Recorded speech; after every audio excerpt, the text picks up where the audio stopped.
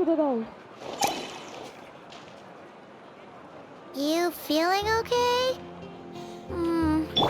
We've been traveling all over lately, so maybe you've come down with something. That's it. We're getting Baiju to check you over.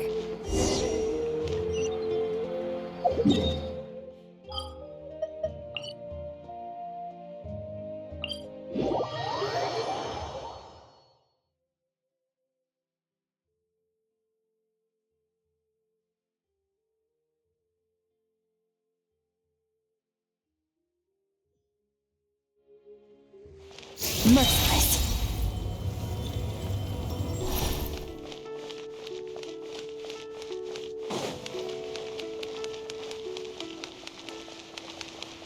Fearless.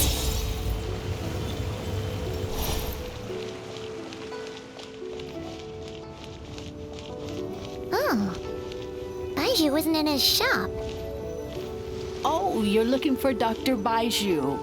He's resting today, but he said to send any patients to the back room.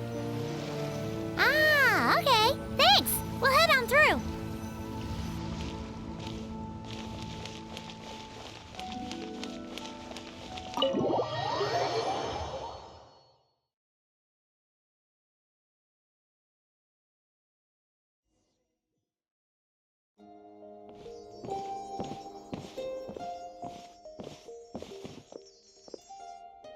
Traveler, Paimon, welcome.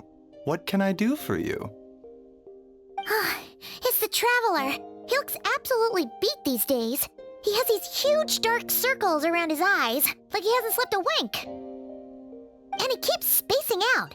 You have to call his name several times before he snaps out of it.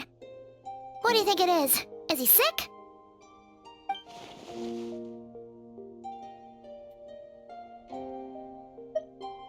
Very peculiar. In all the time we've been acquainted, this is the first time you've come to me with a health complaint. Come, let me take a look at you.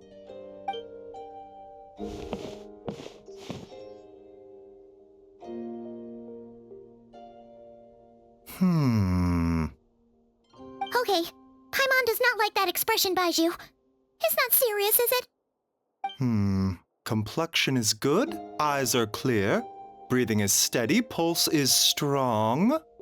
Physically, you appear to be in good condition, Traveler. In theory, your energy level should reflect that. You should be feeling right as rain. Hence my concern. A clean bill of health is usually a good thing, but in this case, it likely means your situation is more complicated. Physical illnesses come with detectable symptoms that can be used to diagnose, medicate, and cure the condition. But afflictions of a non-physical nature, they fall outside a doctor's realm of expertise. Huh? What do you mean, non-physical nature?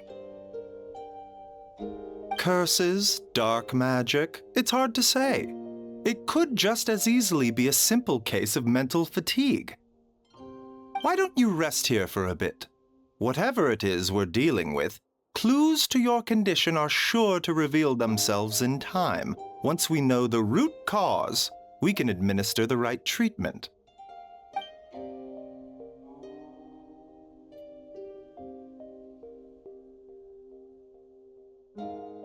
In the meantime, Changsheng and I will review the relevant literature for afflictions that present with mental fatigue.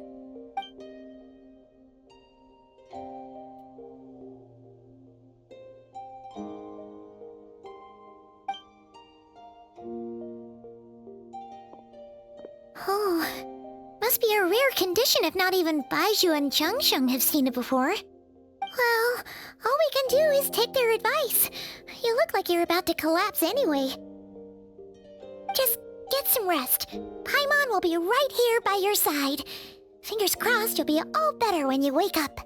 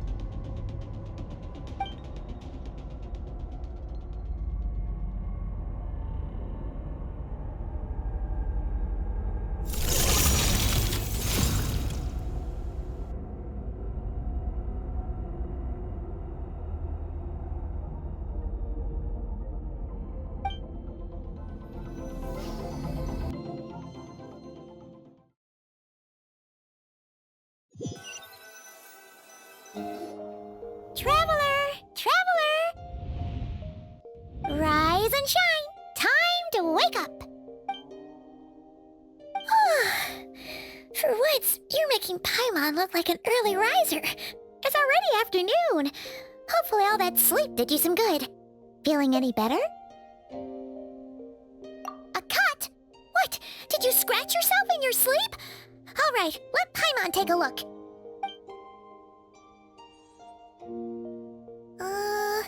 Nope, nothing there.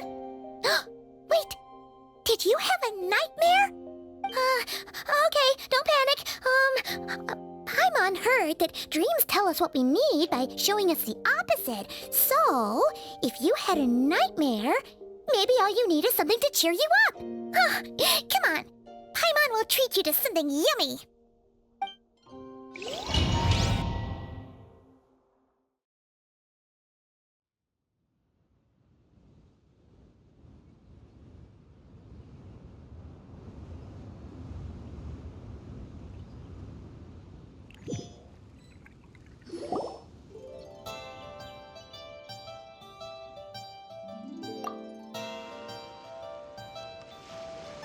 What? So, in this dream, you were trapped in a weird place with thick fog everywhere, and then a spike came out of nowhere and stabbed you in the back? Oh. Okay, well, that's a new one. Are you sure it was a dream? Because from the way you describe it, it sounds like you were really there. But then again, you woke up right where you went to bed. And you were definitely in a deep sleep this morning. Then, it's decided. Paimon will stay up and watch over you tonight. If anyone tries to mess with you, Paimon will beat him up. Or, wake you up first and then we can beat him up together.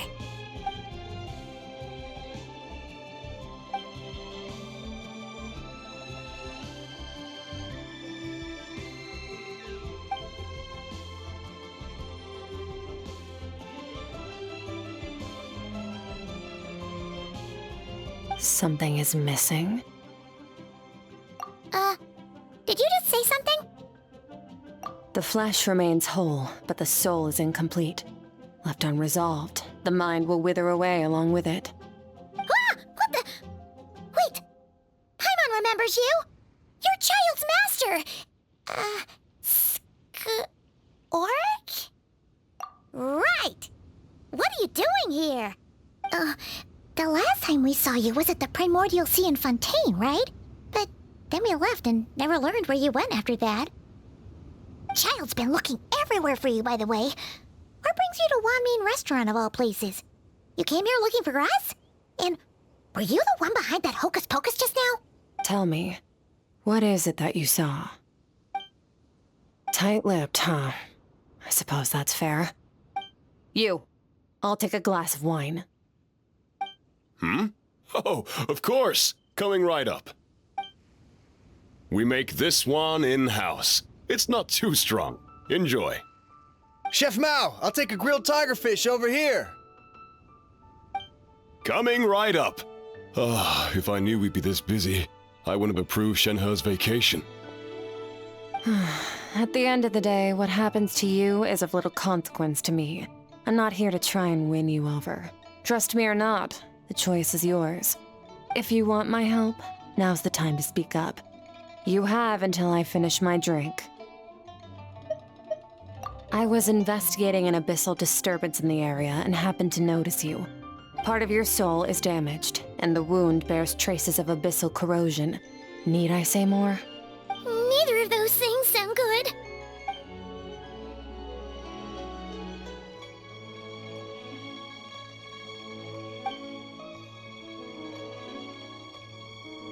Well, should we trust her?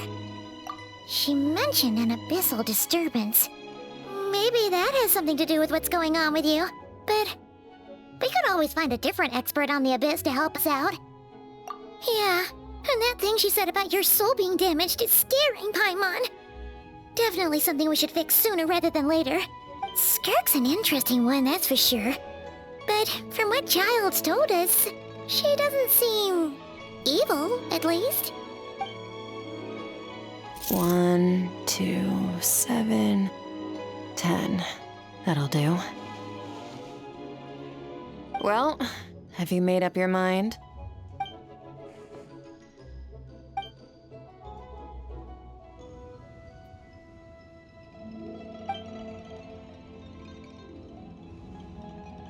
So, that's all we know, Miss Skirk.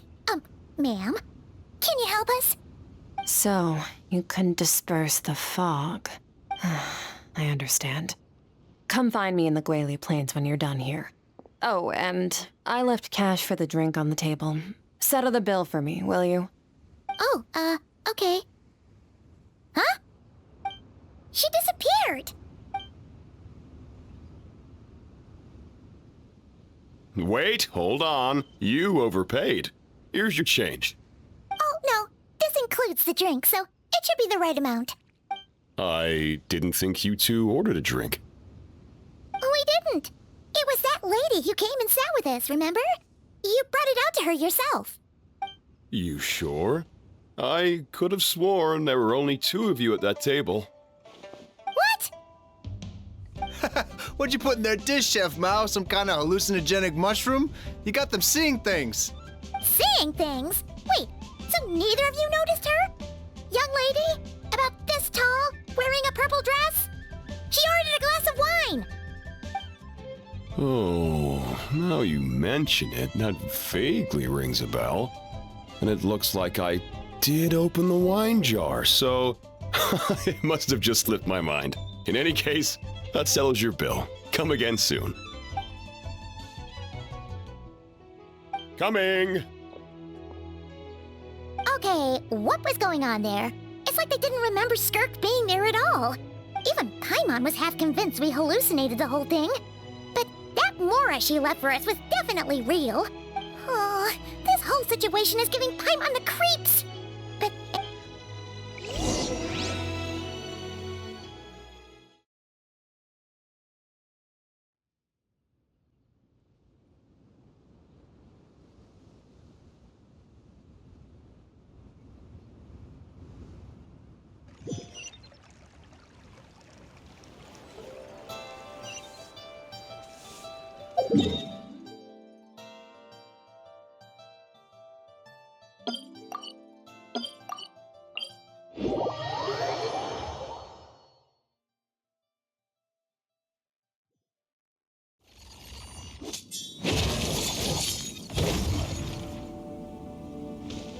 Merciless.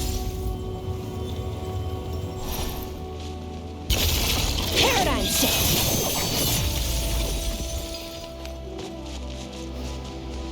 Merciless.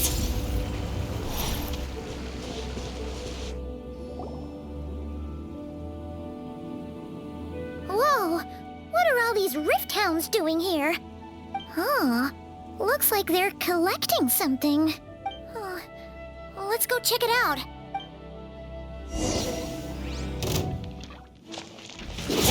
Fulfill our pact! A touch of frost. Merciless. Into the void!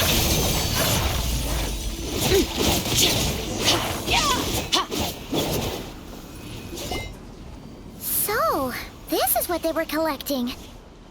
It looks kinda like... Yeah... What is going on here? From the moment they are born, all beings with great power have an impact on this world. Even if their body is sundered and their soul extinguished, their influence remains. Gods are the most common example of that. The remnants of gods who fell thousands of years ago remain buried deep within the earth, carrying within them a warped will and a dark curse. Together, these remnants form what you call god remains, and it appears that some of those sealed here were dug up and removed. There are traces left, but they're fading fast. What are you doing? Nothing! Just wanted to make sure you were, real? She's definitely not a ghost traveler. Paimon poked her, and she's solid.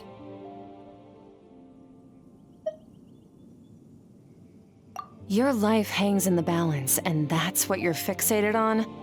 Strange set of priorities. It was just a trick to avoid being perceived. If someone notices me, those memories are erased. Simple as that. Unlike you, I have no desire to establish a connection with the world. The weak and the lowly have no right to remember me. They're lucky they only have a few missing memories to show for it. Now, can we please get back on track? Okay. Where were we? Right. The god remains. So, basically, there's now less of them here than there used to be, right? Isn't that a good thing? In our experience, god remains are 100% bad news. A lot of terrible things have happened because of them. Maybe it's a good thing by human standards, but power doesn't come from nothing, and it doesn't just disappear for no reason. The remains aren't just gone. They were taken. Very clever, Traveler. You aren't the only one who had something taken from you. There are victims like you everywhere. The only difference being, you can speak, and the remains cannot. So it went unnoticed. Something similar happened in Sumeru. Within the span of one night, countless consecrated beasts were slaughtered, and a large amount of the god remains buried in the desert went missing. Of course, god remains are just one of the targets. The culprit is chipping away at sources of power all over this world, including the Stella Fortuna above. Wait, you mean... the stars? 42 of them have died out in the past few months alone. In Khaenri'ah, people believed that powerful individuals have corresponding Stella Fortuna. Even should that individual fall, their Stella Fortuna would not disappear, but gradually evolve into a new constellation. Yet now, stars are disappearing from the skies entirely, and it's not hard to deduce what's happening to the power they contain. Something has been leeching power from this world like a parasite steals nutrients from a host. And now, it's no longer satisfied with the remains of the dead. It wants you. This time, it only took a fragment of your soul. But next time, there's no telling how far it could go. No one knows. All I know for certain is this. Getting back what you lost will not be easy. Considering how much power this entity has stolen, it must be a god-level being by now at least. But that's not the real concern. Souls. So you're gonna help us, right? We're going to help each other. You are my ticket to uncovering this thing's true identity. Well, great! You seem super strong and you know a lot about the Abyss, so Paimon will take it. Don't get all mushy on me. All I'm doing is helping you get back to normal after a sudden crisis. And I should warn you, getting mixed up with me can have unforeseen consequences. We're on very different journeys. You don't want to be in my debt, trust me. You help me uncover the truth behind this entity, and I'll help you recover what you lost. This is a transaction, that's all. You would do well to remember that. Now, come along. Yeesh! You'd think she'd be a little friendlier since she's agreed to help us. But nope, she's just like when we met her in the primordial sea. So cold. Well, whatever. If that's how it's gonna be, then she doesn't deserve our friendship. What she does deserve is a super embarrassing nickname. Ah, Paimon's got it. Frosty the Lavender Melon. Serves that ice queen right. Anyway, the important thing is that we get that piece of your soul back. So, let's follow her and see what sort of plan she's got.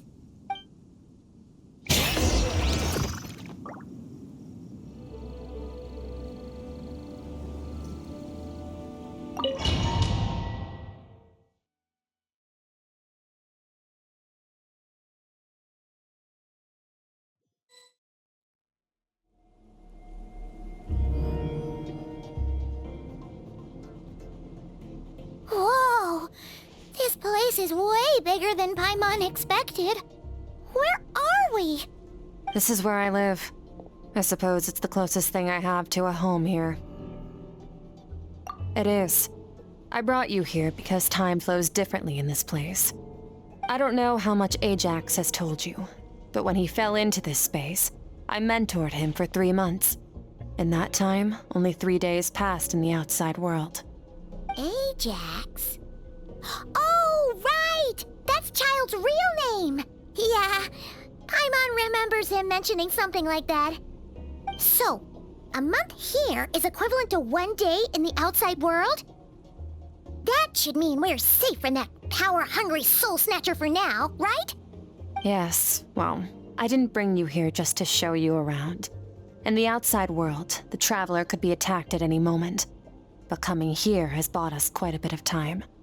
Now, we just need to figure out how to investigate that place you saw. The one full of fog.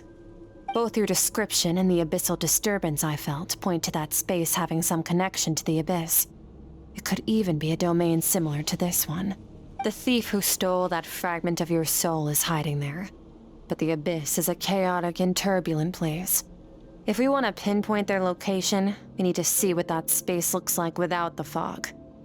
Abyssal power can grant a special form of sight. Have you ever wielded abyssal power before? Okay, do you plan to learn? That tracks. All the information you have suggests the abyss is something sinister, and that abyssal power is a wild and dangerous force that always spells disaster. And you're saying that's not true? Depends on your perspective. Floods and hurricanes take countless lives too. But if one day you gain the power to control them, what was once a calamity is now just another tool in your arsenal. I'll respect your opinion, though. Just means we have to turn to the second best option. A little abyss crystal that contains my power.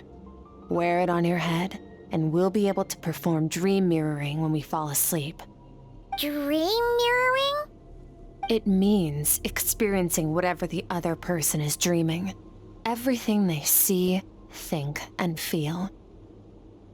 Since you haven't studied the art of using abyssal power, and have no plans to jump in the deep end right now, I'll have to do the investigating for you. With dream mirroring, every time you slip into a deep sleep, I'll see with my own eyes whatever scene plays out in your mind. Then, I can guide you through the dream environment, and we'll take back what was stolen from you. Huh. You make it sound so simple. Tough to say. This is an unprecedented situation for both of us. Even assuming we do manage to find where this entity is hiding, like I said, getting your soul fragment back won't be easy. To play it safe, I need to give you some special training first. Wait, you're gonna teach him some of your martial arts? Does that mean the next time we see Child, we have to treat him like our senior? Do as you want. For my part, I don't see you as my disciples. You're already a pretty good fighter. All I'm planning to do is build on your current skills and train you for the specific scenarios that I think we might face. But that's enough talk. If you're ready to do this, then come with me. Time might be more lenient here, but that's no excuse to waste it. Oh, she moves fast. Paimon can hardly keep up with her. So, special training, huh? Kind of a rare opportunity. With your skills, there's not a lot of people qualified to train you. The last time something like this happened was probably anti-Raiden Shogun training, right? Oh, feels like a lifetime ago. Skirk seems pretty strong too, though. Remember how she said that the all-devouring narwhal was just her master's pet? Maybe we really will learn something here.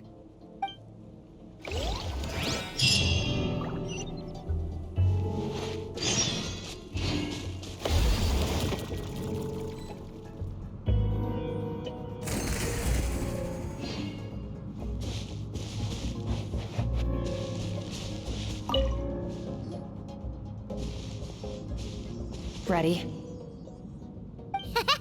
Bring it on! Your training will be split into 3 stages. Testing your blade work, elemental abilities, and reasoning skills. We'll start with blade work.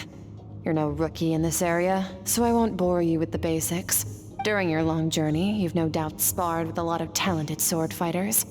Consciously or not, you'll have picked up all kinds of techniques from them. You bet! There's Kaya, Master Jean, Kuching.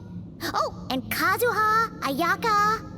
Yeah, we've met sword masters like you in every nation we've been through. You sparred with a bunch of them too, right? Nice to know it's all gonna come in handy now. Don't get too smug.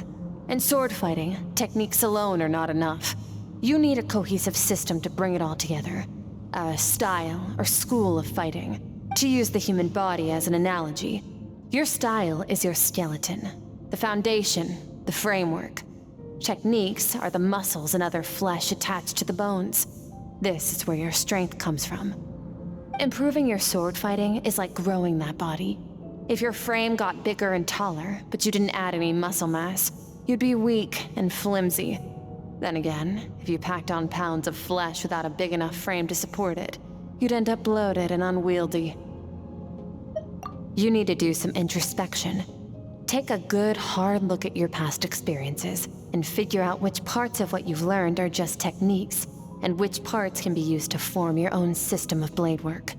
Only then will you get the full utility out of all your thoughts and observations along the way.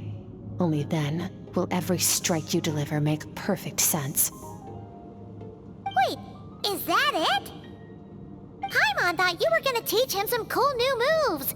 Like when you went swoosh and opened a tunnel to another place. One day, you'll reach a new level of power where you realize that even that's as basic a trick as any other. But right now, our sword styles are so wildly different that teaching you mere techniques is pointless. There are no shortcuts in the pursuit of power. Failure is your best teacher, and rigor is your coursework. That's all I have to say. Time to make a start. Train until you're satisfied with yourself. Now focus. Destroy the crystal columns as swiftly as you can.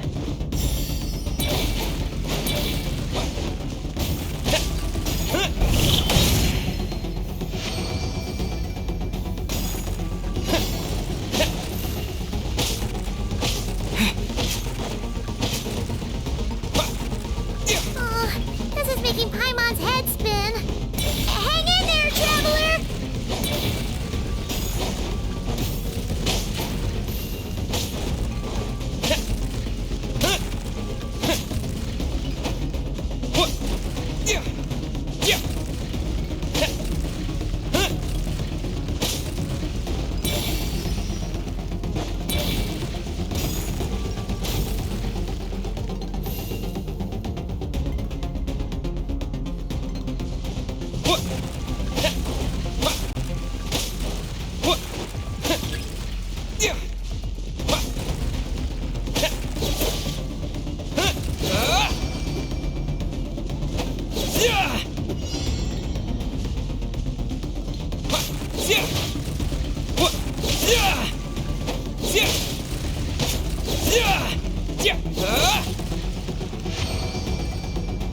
Stay calm. Use your head. You have to keep it together.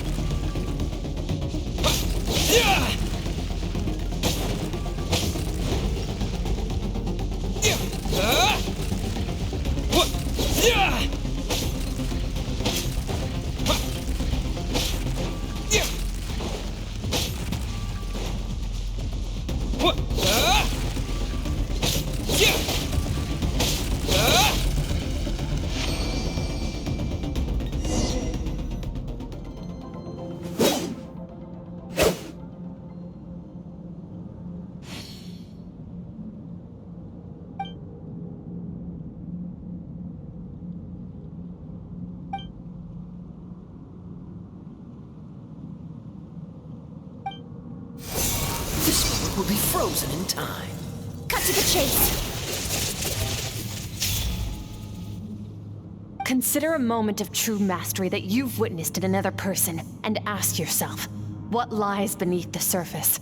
What's their guiding philosophy? What's their state of mind as they maneuver their weapon? Now take that and practice it right away with speed, skill, and strength, over and over, until your hand is one with your mind. This is the only path to true growth. Step on up! Dance with the waves!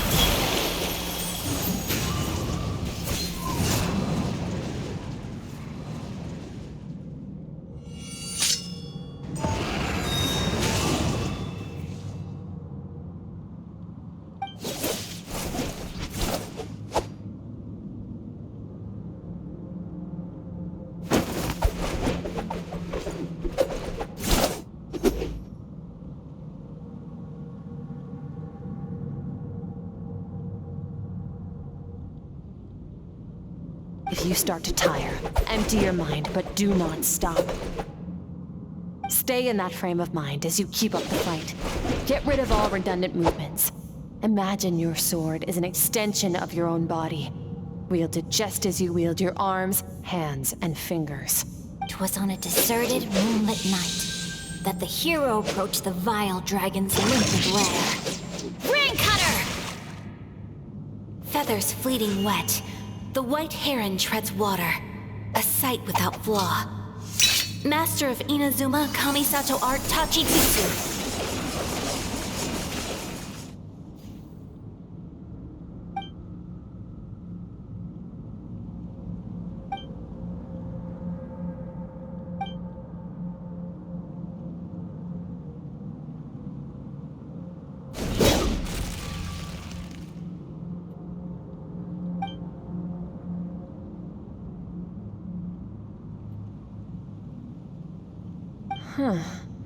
Looks like you've made some real progress.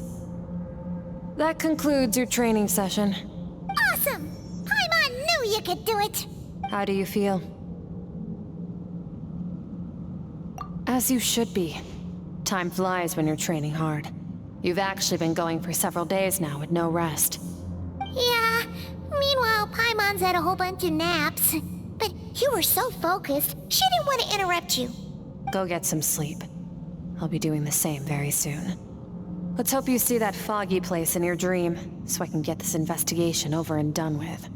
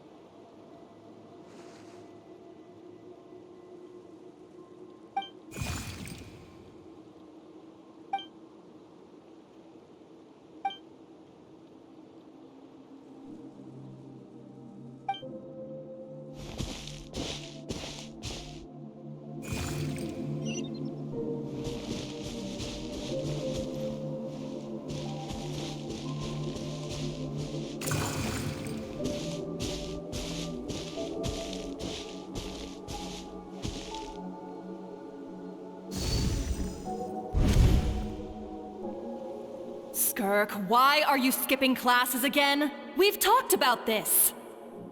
'Cause he's a crabby old man, and he's a boring old man. I don't like going to his classes.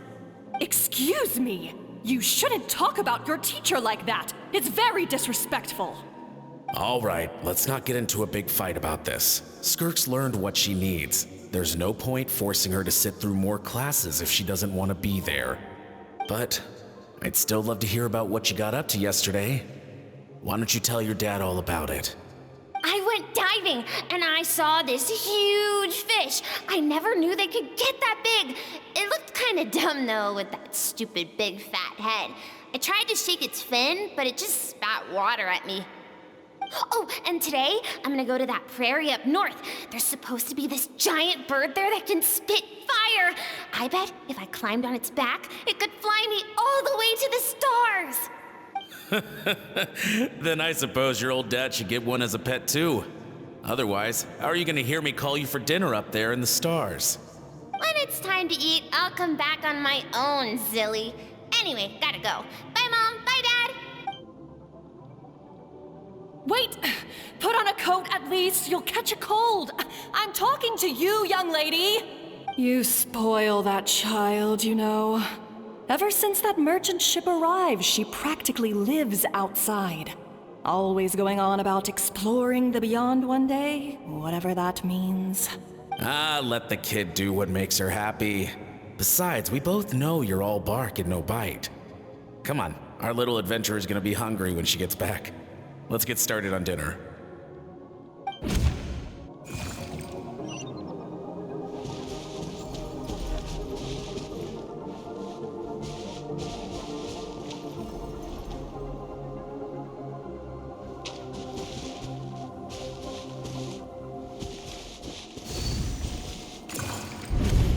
The stars shimmer high above. But what lies beyond the stars? Mountains as far as the eye can see? An endless snowy plain? Or maybe buildings taller than the sky, like the people from the merchant ship said? I can't be the only one asking these questions. The universe is fascinating. If only I could meet some other people like me. We could set sail together and explore every corner of the world. I'm sick of being a kid.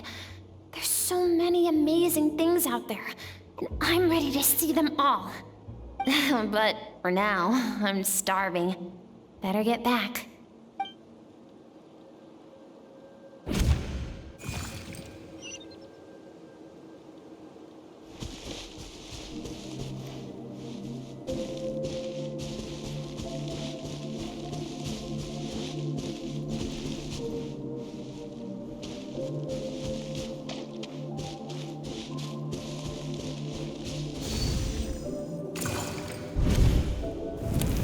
Don't let a single one of them get away! No, please, spare the children! Stay back! They're coming! Run! Help! Eliminate the threat. Take them down! Don't be scared. Help! This way! We'll never make it! Fire. There's fire everywhere. What happened? I told you we shouldn't have trusted these outsiders!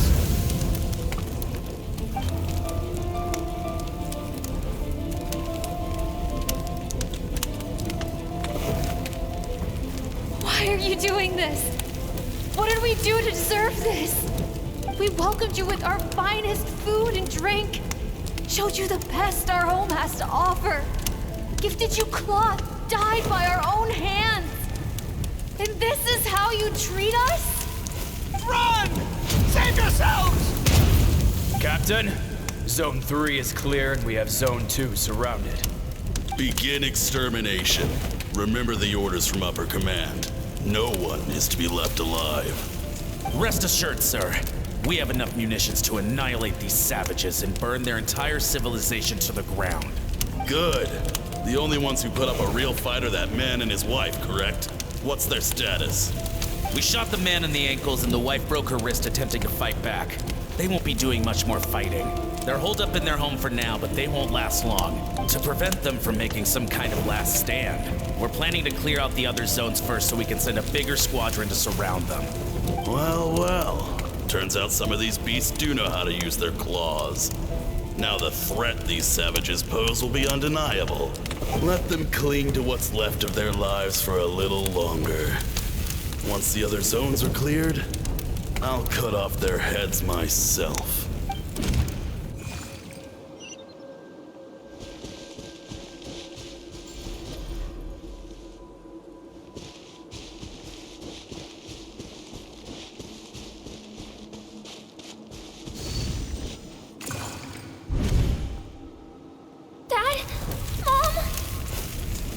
Skirk, you're all right?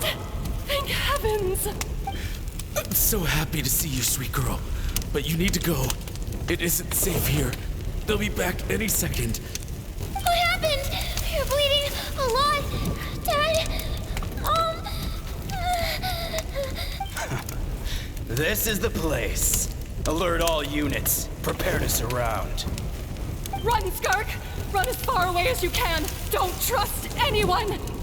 Your dad and I, we're not afraid to stare death in the face, but we need you to survive.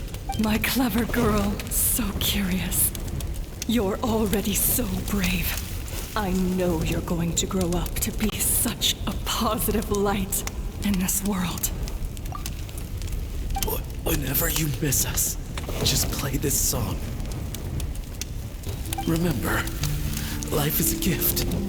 Don't let darkness claim it. Break down the door! Look what we have here. A savage that can pluck a tune. Well, the show's over.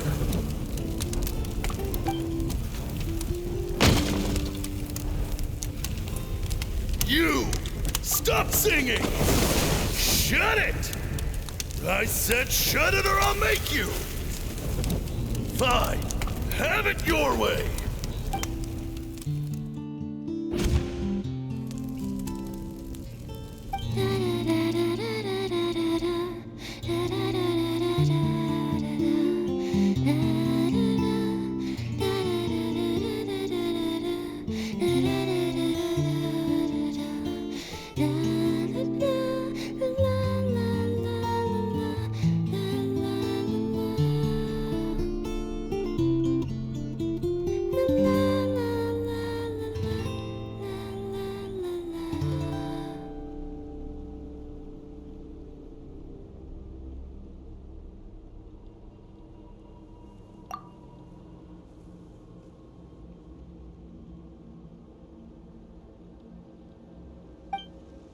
Oh, you're awake. I found a few clues while you were asleep, but it's only a start. Now, time for the second stage of your training. This time, the focus is elemental energy. Come find me when you're ready to begin.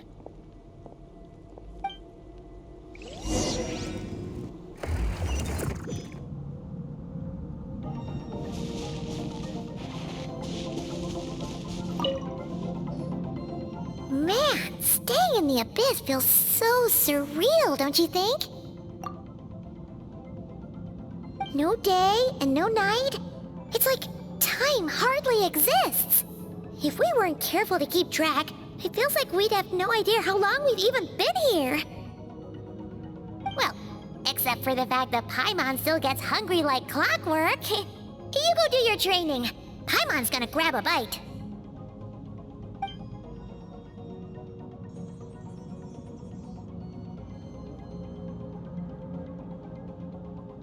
The way I see it, the pursuit of power is divided into 3 stages. The first is mastering the use of standard weapons. Next is learning how to harness natural energy. And after that, you're free to challenge even higher dimensions. The natural energy of Teyvat is, of course, elemental energy. But that's not my area of expertise. I draw from a different source of power. Abyssal power, yes. Also known as the power of the Void Realm. My master, Surtalogi, is a true expert in that area. After all, he was one of the group of 5 that infamously stole the all-encompassing power of the Abyss, an act for which the people of Khaenri'ah gave them the epithet, the Five Sinners. The elemental energy of Teyvat, on the other hand, is derived from the power of the Light Realm. These 2 forms of energy exist in direct opposition to each other. Suffice to say, there's not much I can teach you this time.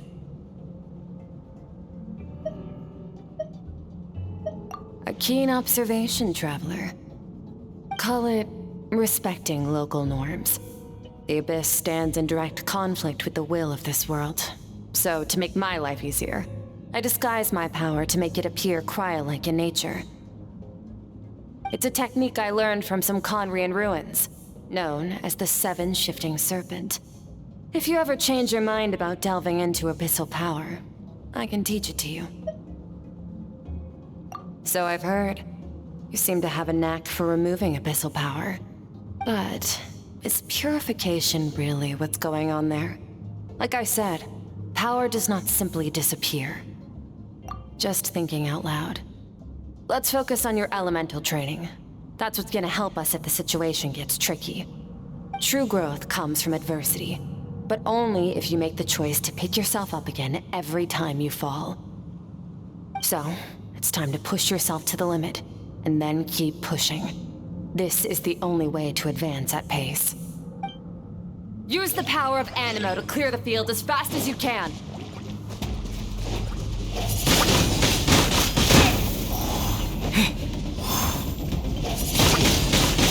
Wind Blade!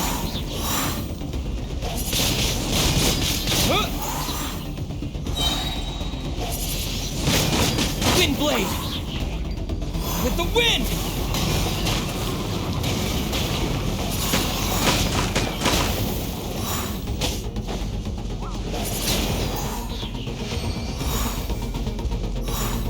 Observe your surroundings.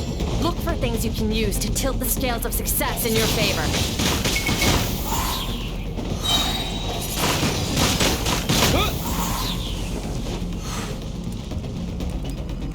Disappear!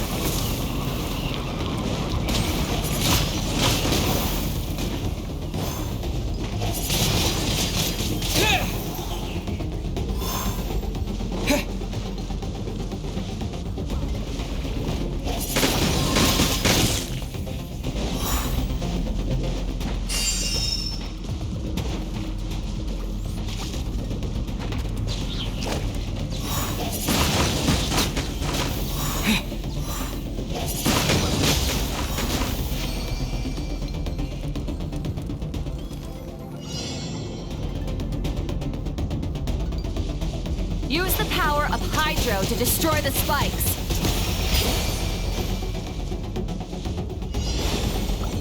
Faster. Don't give them a chance to strike you. You need to be quicker than you were in your dream. You can't afford another injury like that.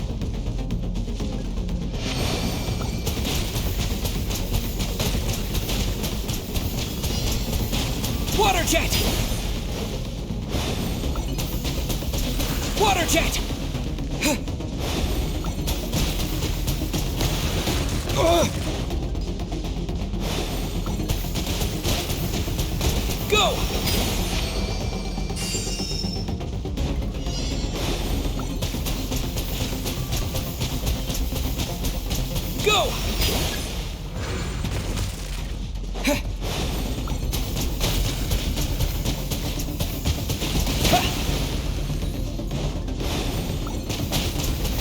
Go!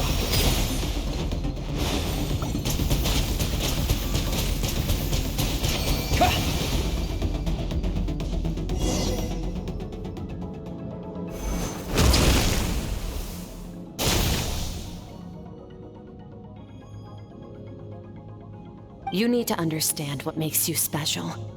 The ability to wield elemental energy without a vision and switch between the elements at will. It means your aspirations need no approval from the gods. Your power is not bound by the rules of this world.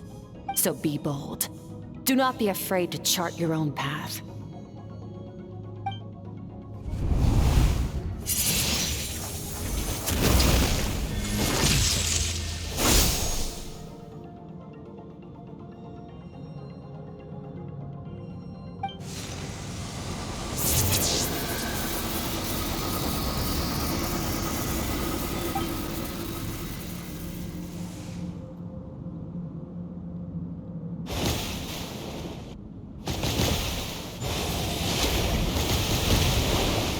Very good.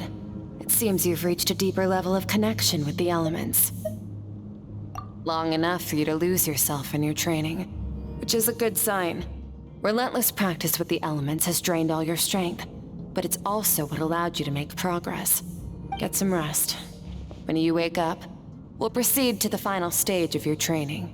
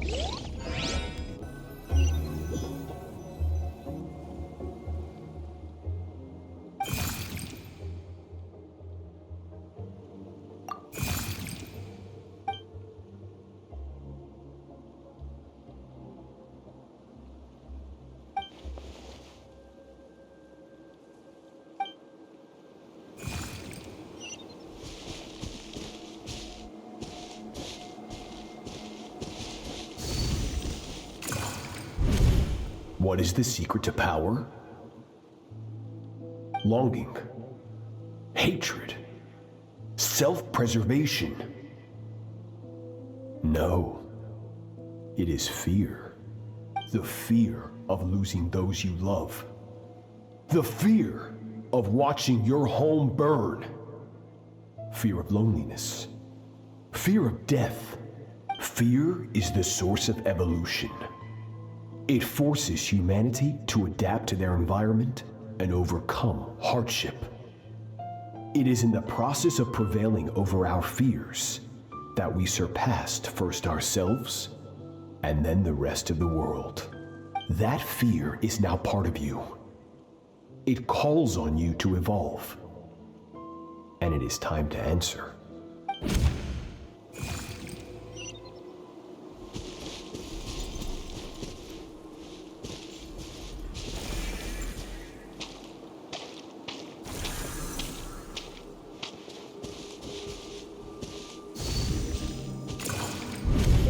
Any minute spent missing home is a minute wasted. Practice your sword work instead. Do not make me tell you twice. But, Master, I can barely lift the sword anymore. If I keep going, I feel like my wrist is going to break. So it has not broken yet.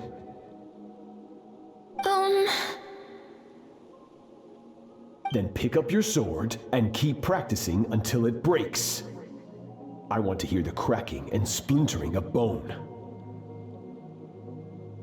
After all, bones can always be reset.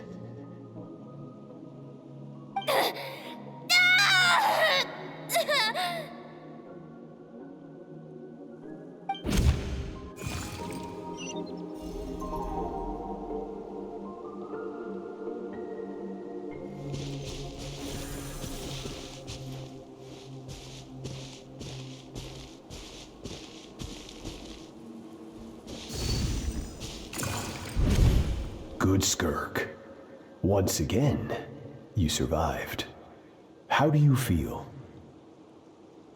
Cold. In pain. These are signs that you are adapting to the abyss. Each time the flesh is torn and the spirit crushed, each time you claw back from the brink of death, you become stronger. I now understand why these people sought to destroy your homeland. Your potential goes beyond even what I could have anticipated.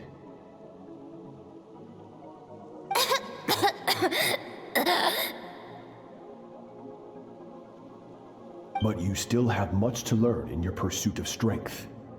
Your mind is rife with distractions. From now on, I shall show no mercy in your training. You must learn to shut out all the pointless emotion, crush the self that makes you weak, and become master over your physical form. Get up, Skirk. Wipe the blood off your face. Cut away the rotten parts of your flesh. And mend what is broken. Then take up your sword.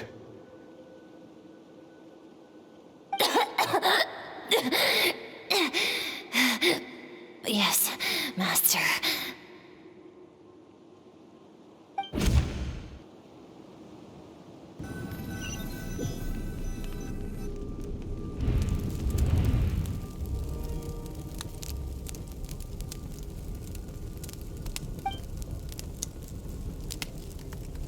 You're up! Hopefully you got some good rest. Skirk said to tell you that she's ready to start the final stage of your training whenever you are. So, want to head over now? Or did you want to wait a little?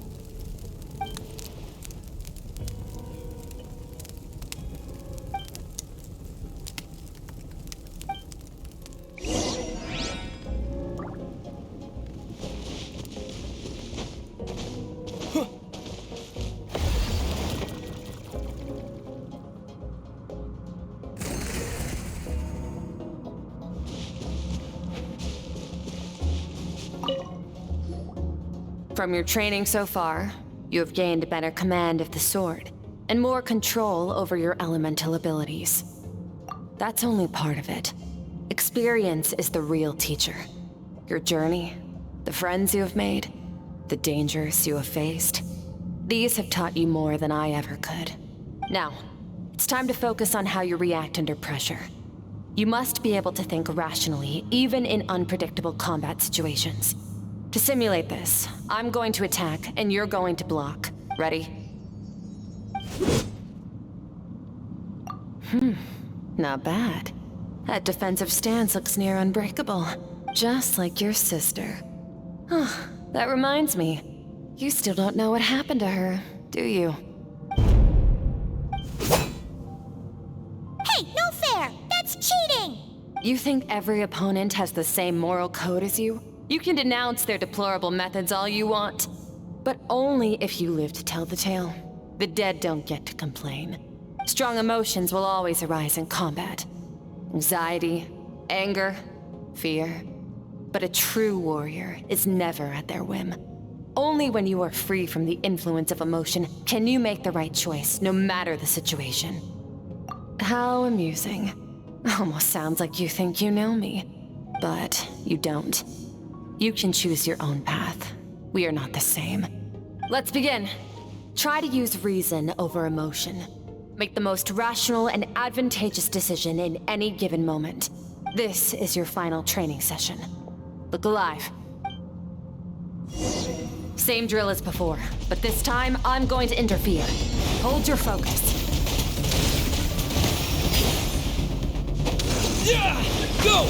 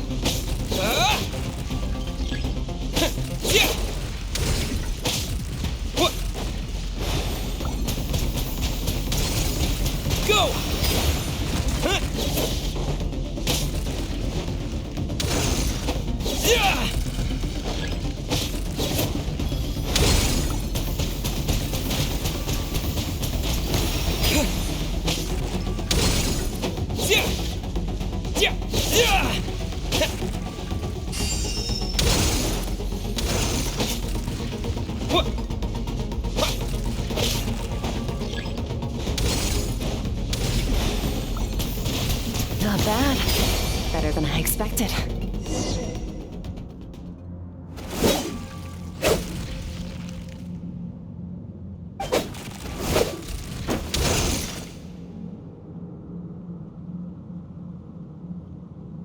You're getting the hang of it. The first step to controlling your emotions is controlling your mind. You want a unified train of thought. It all comes down to focus.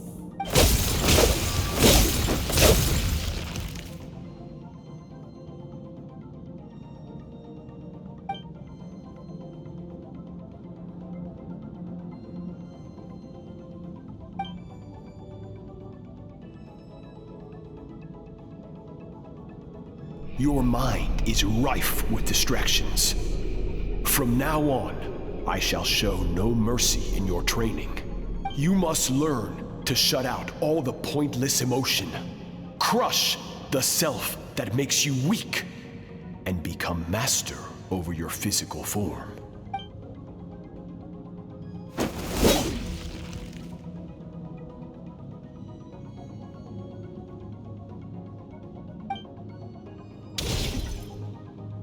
Stop. Let's pause here. One look, and I can tell your mind has wandered. That's to be expected. There's a limit to how long a human being can concentrate on one thing. Staying calm and focused sounds simple in theory, but in practice, it's more demanding than sword work or elemental abilities.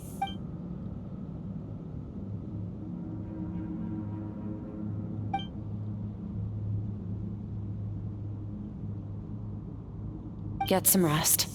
No point training further if you're already dead on your feet.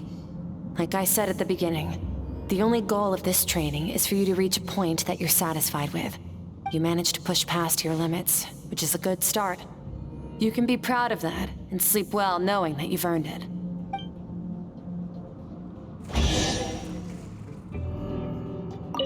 Warriors will train day and night to perfect their skills, but when the battle comes, their fate may be decided in a matter of minutes. One mistake, one moment of hesitation, and just like that, all their blood, sweat, and tears were for nothing. You need to push yourself to perfection, or you might not even live to regret it.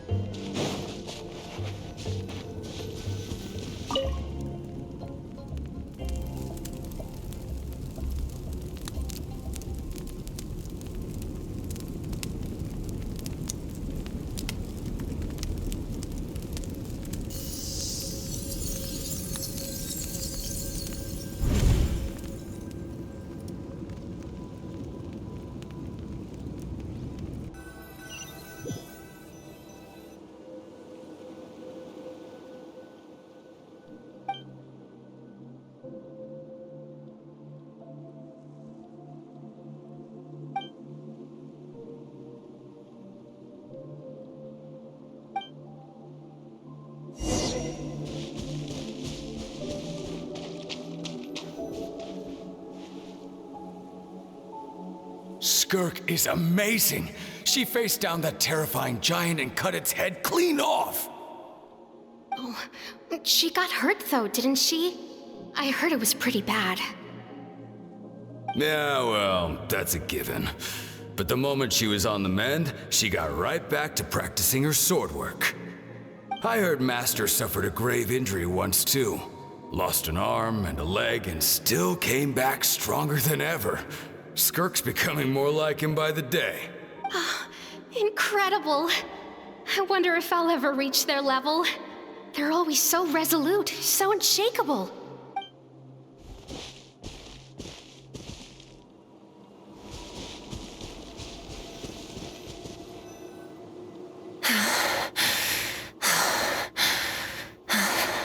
Pathetic. You're not even trying. You're so much weaker than you think.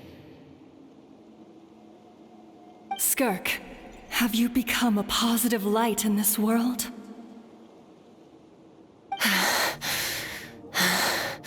Do you even remember how many of us perished in that fire? How many bodies were left to rot on the scorched earth? Yet you alone live on. Keep your gaze fixed on your blade. You don't deserve to rest. I have so many questions. I just want to jump in a spaceship, explore the whole universe, and get answers from the stars. I just need to wait till I'm grown up. Then I can do anything.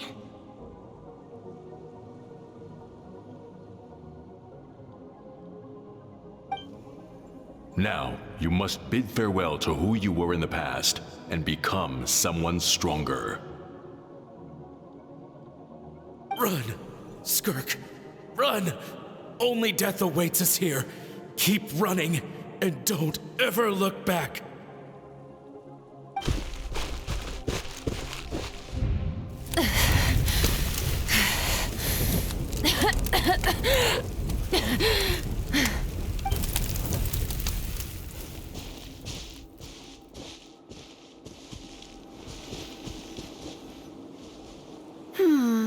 Let's see here.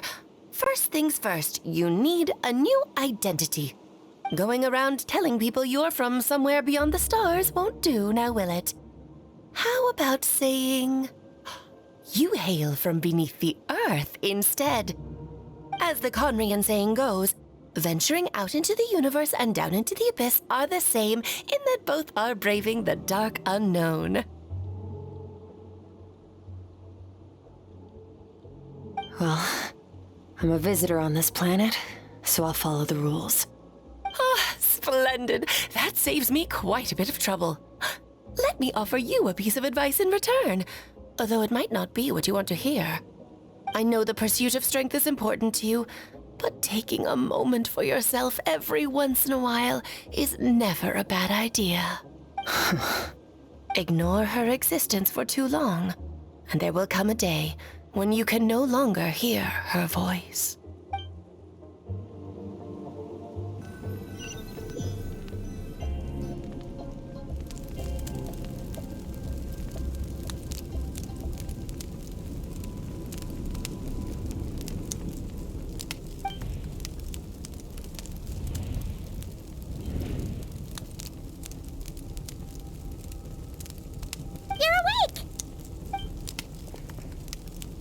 Be starving, right? Ta-da! A barbecue feast just for you! Of course you are! That's why Skirk and Paimon got this all ready for you. Dig in, before it gets cold. Ah, well, if you're around someone long enough, it's bound to happen. Plus, Skirk can cook. So, Paimon decided she can forget the whole Ice Queen thing. Paimon's not one to hold a grudge. Here's an idea. Let's save the chit-chat until after the meal.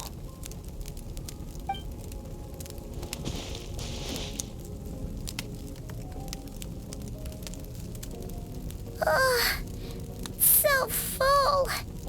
Okay, it's Paimon's turn to sleep now. Wake her up when it's time to go.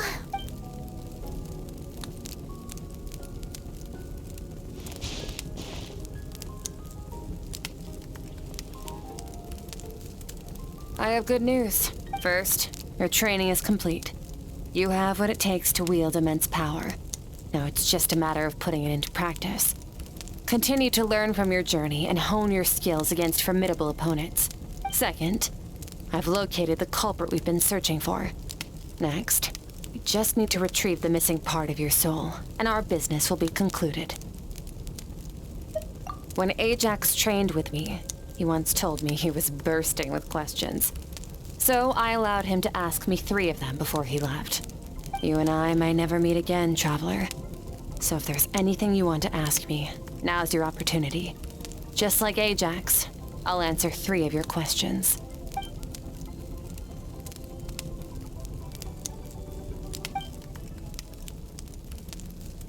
Okay, not the angle I was expecting. What makes you ask that?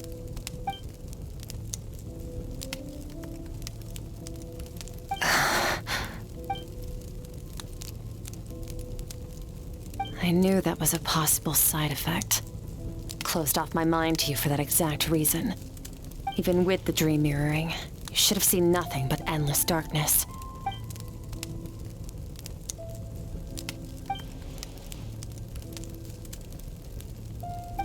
Whatever.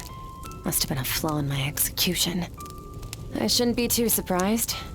Due to some recent circumstances, my self-control has been lacking as of late. Since you've seen what you've seen, there's no reason to hide the truth. All I ask is that you keep it a secret. No, I'm not from Teyvat. I'm from a different planet. And there was a time when I journeyed through the stars. A lot like you in some ways.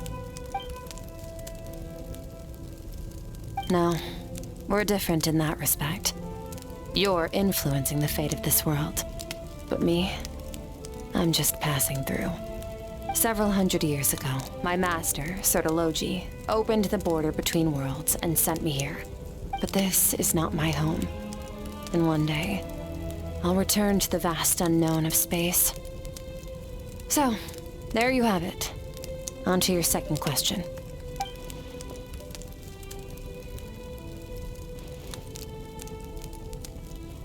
To become stronger. For certain reasons, I need to bridge the power gap between me and my master as quickly as possible. But first, I need to understand the source of his strength. To do that, I need to follow in his footsteps, walk the path he once walked, and somewhere along the way, I'll find out how to defeat him. That is my sole focus and purpose. Okay. You have one question remaining.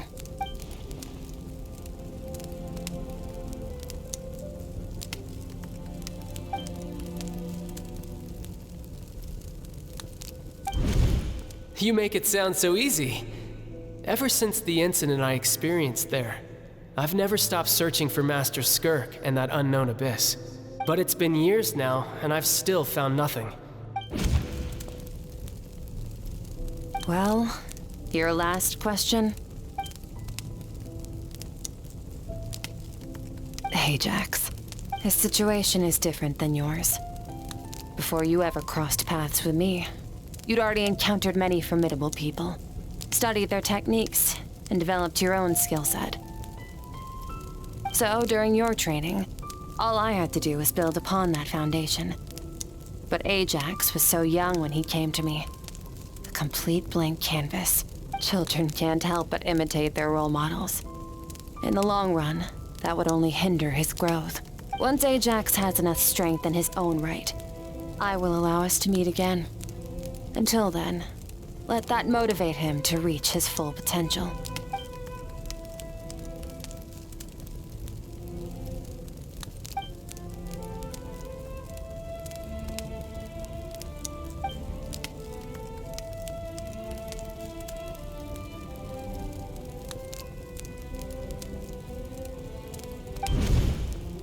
Unlike you, I have no desire to establish a connection with the world.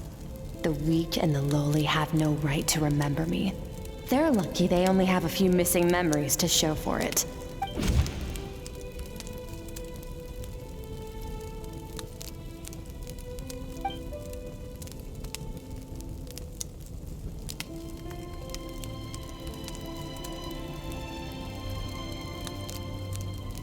Wake up your companion. It's time to go. Oh, and everything I just told you. Best keep it a secret from her as well.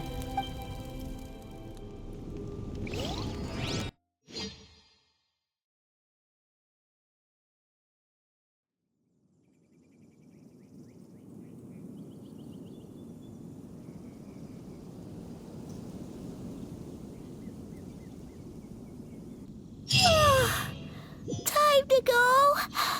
Oh, finally. Where are we headed?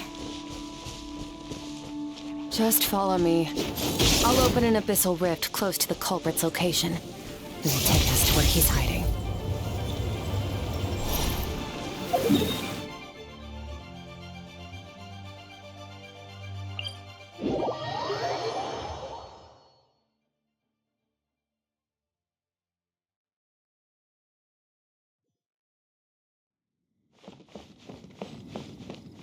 Merciless.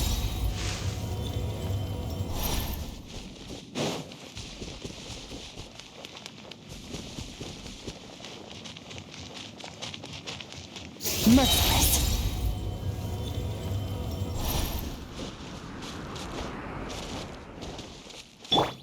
me up! I'm tired already.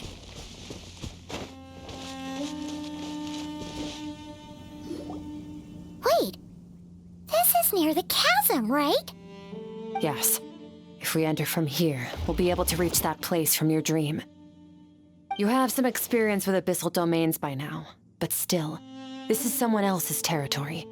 Best to proceed with caution. Don't worry. Paimon's an expert at hiding behind other people for safety. Oh, but, that means you need to stay safe, traveler. All right. Remember your training. Time to put it to use.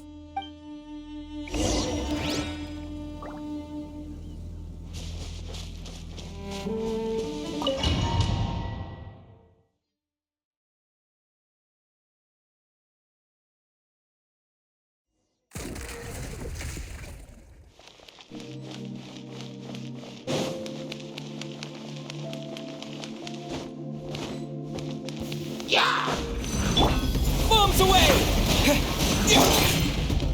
Merciless. Another star goes out!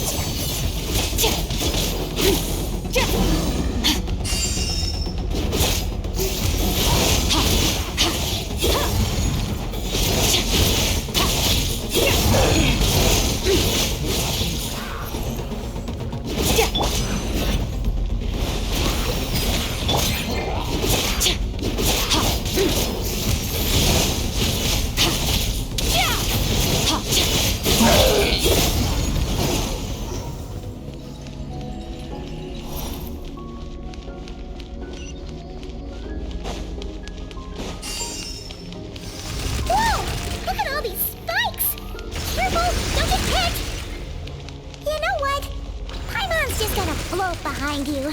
Come on, you got this.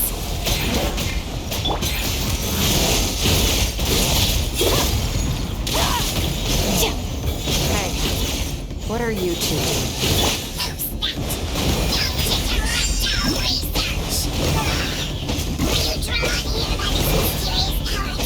Dusty. Abandoned house. Let's press on.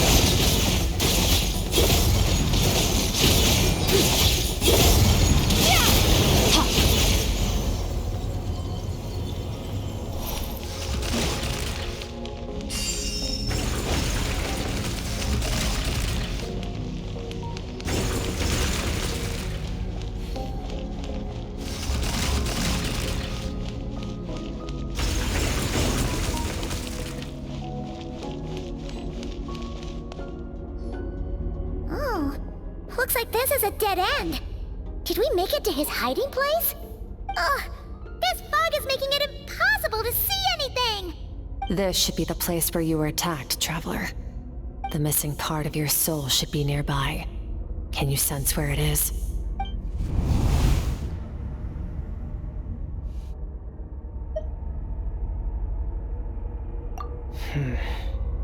Our opponent must have covered his tracks just in case. Otherwise, you should have sensed it much more strongly. Hold on! Look! The spikes are back! Stay calm. Let's hold back a little. Give our enemy some wiggle room so we can see what we're dealing with. If you're too reckless, you might be playing right into his hands. Our enemy took part of your soul for a reason. It's likely he integrated it into his attack somehow. If we're smart about this, we can track it down.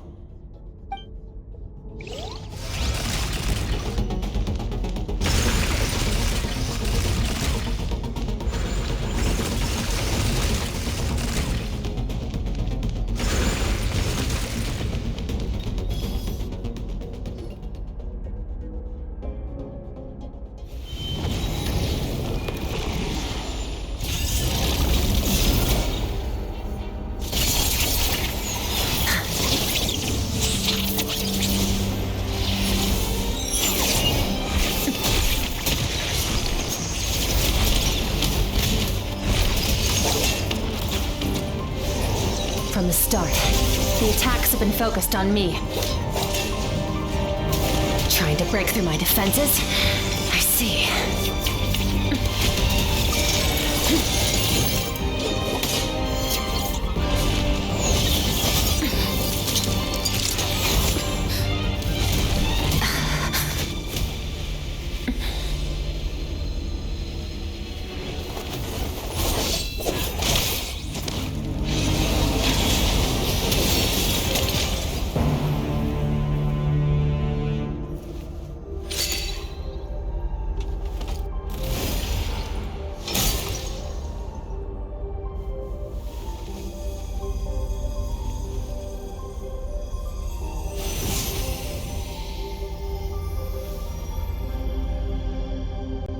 There.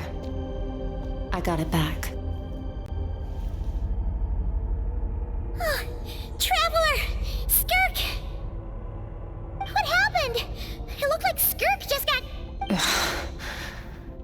In the Gwali Plains, you asked me why this enemy chose you as his target.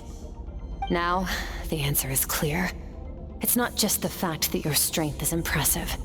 It's also because of your ability to, as you put it, purify abyssal power. Whatever that actually means. The fact is, that ability allowed him to do something that should have been completely impossible. Namely, break through my defenses and steal my power. No, he couldn't have known I'd come to his domain.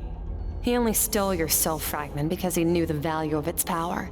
I doubt he expected it to come in handy so soon. Call it fate if you want. I believe that's the term they use in this world for arbitrary coincidences like this. In any case, it works to our advantage. Once I realized what he was using that power for, it gave me the chance to get back what you lost. I'll cope. Well, done gorging? Good. Time to answer some questions. How did you get the power of the all-devouring narwhal? The all-devouring narwhal? Oh, of course! Paimon knew that spike thing looked familiar. It looks just like that narwhal's horn! I highly doubt you acquired that power through your own strength. Tell me I'm wrong. You're desperate enough to scour the land for god remains and whatever vestiges of power you can find. That alone proves you wouldn't be able to defeat a creature like that. Which leaves one possibility. You know my master, the Foul, Surtalogi. The Foul? Who dares call him Foul?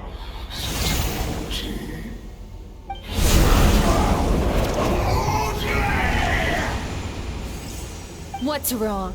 Bit off more power than you can chew? You're struggling to hold a basic conversation. Just a little longer. I'm still... Look! It's back! Those obsessed with power will let it devour them before abandoning their pursuit. Keep calm and use reason to decide the best course of action.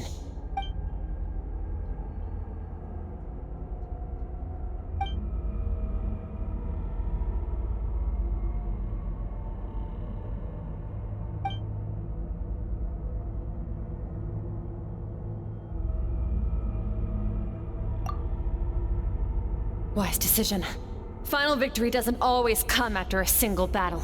You've got your soul fragment back, so we both got what we came for. Let the enemy draw breath while he can. It won't be for long. Get us out of here, Traveler. You'll need to lead the way this time.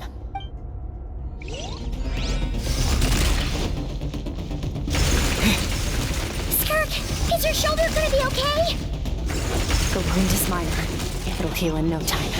You should focus on getting out of here alive instead. Uh-oh! Falling spikes! Run!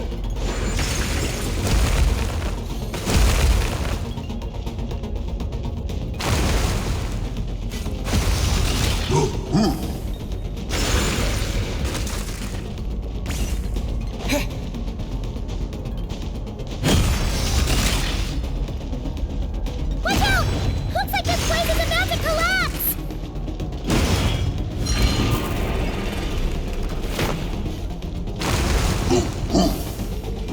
So, this guy's power has something to do with the all-devouring narwhal.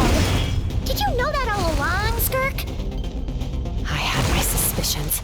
That's why I decided to investigate in the first place. But suspicions only get you so far.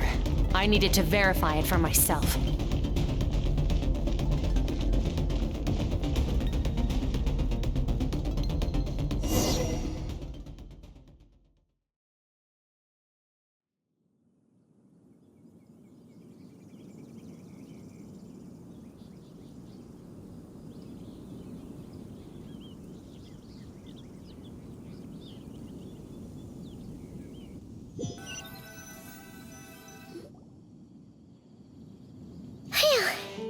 Oh, we should be safe here, right? I no longer sense his presence. Can't have followed us out of that abyssal domain. Weaklings like him will find that my power is not so easily controlled. He won't be leaving that place until he's managed to digest it.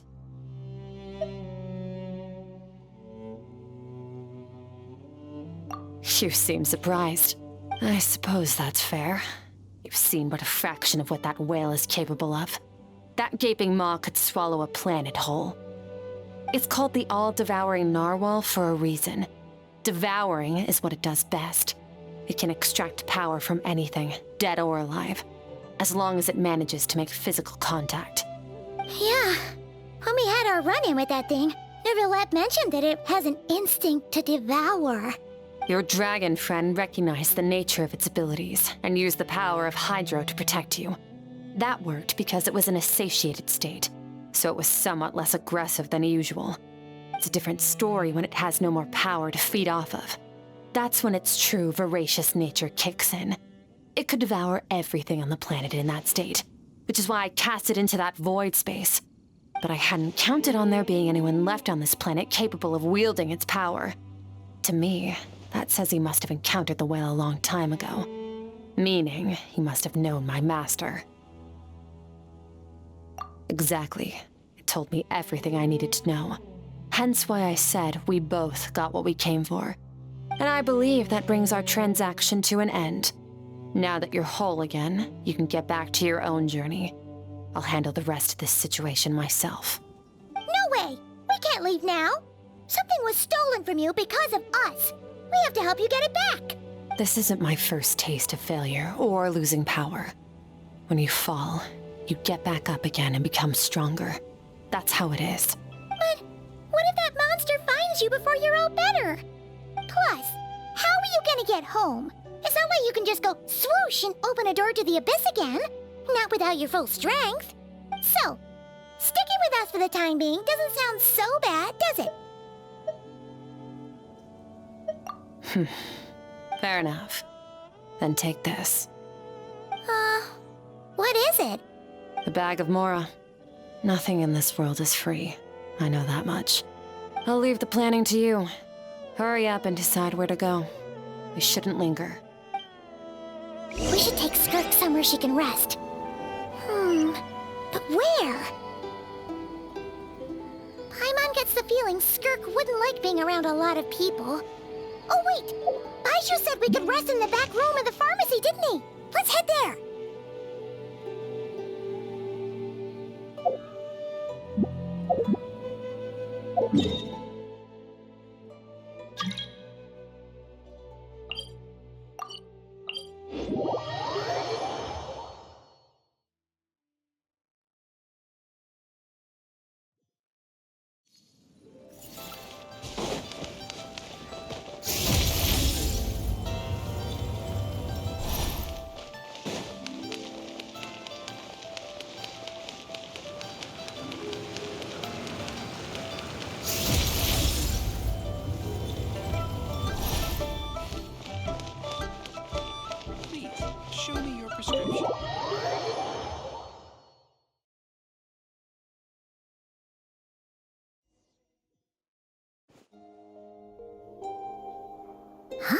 This bag from Skirk has a ton of Mora in it.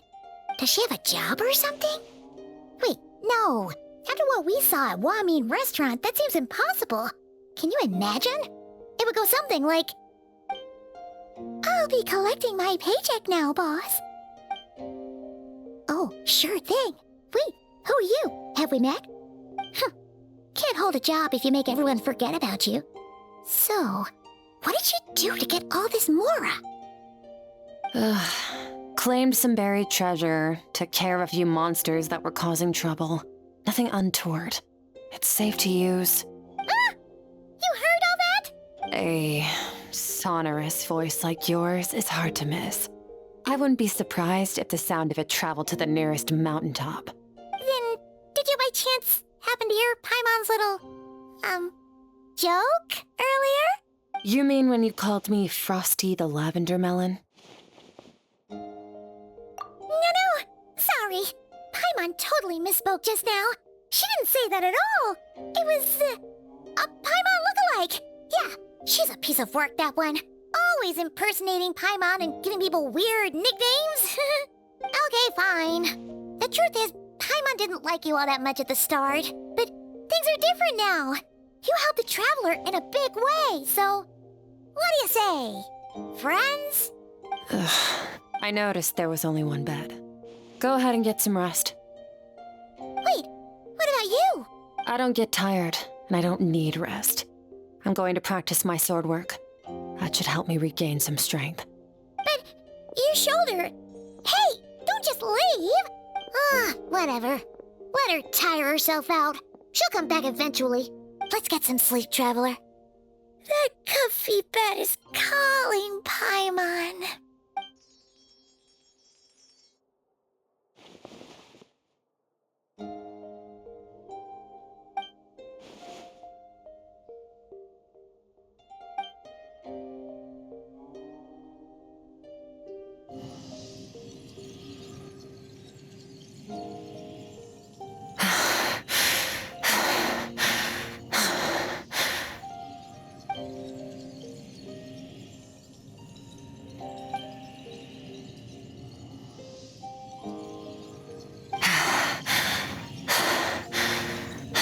Quiet.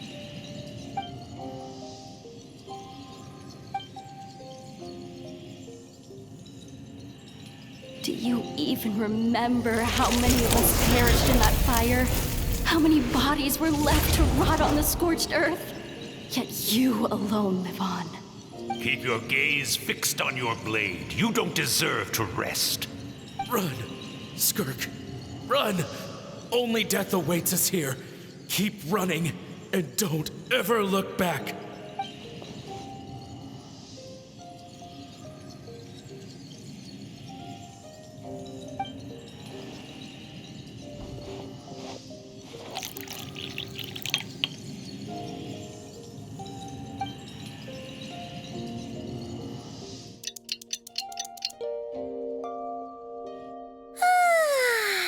Getting an early night's sleep is the best. That bed was so comfy. Wait, Skirk? Have you been sitting out here the whole night?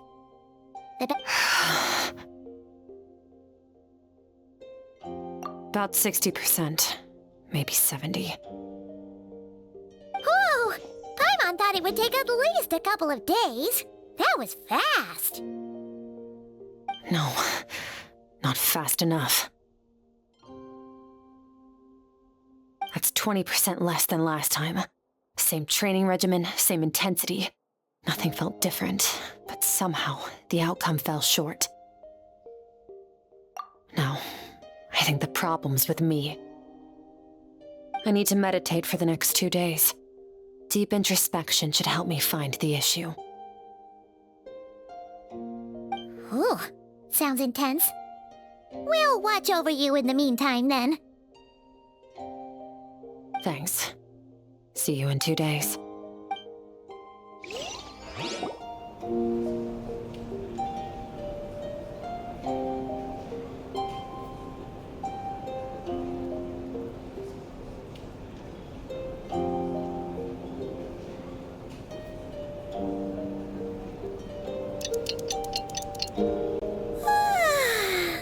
Morning!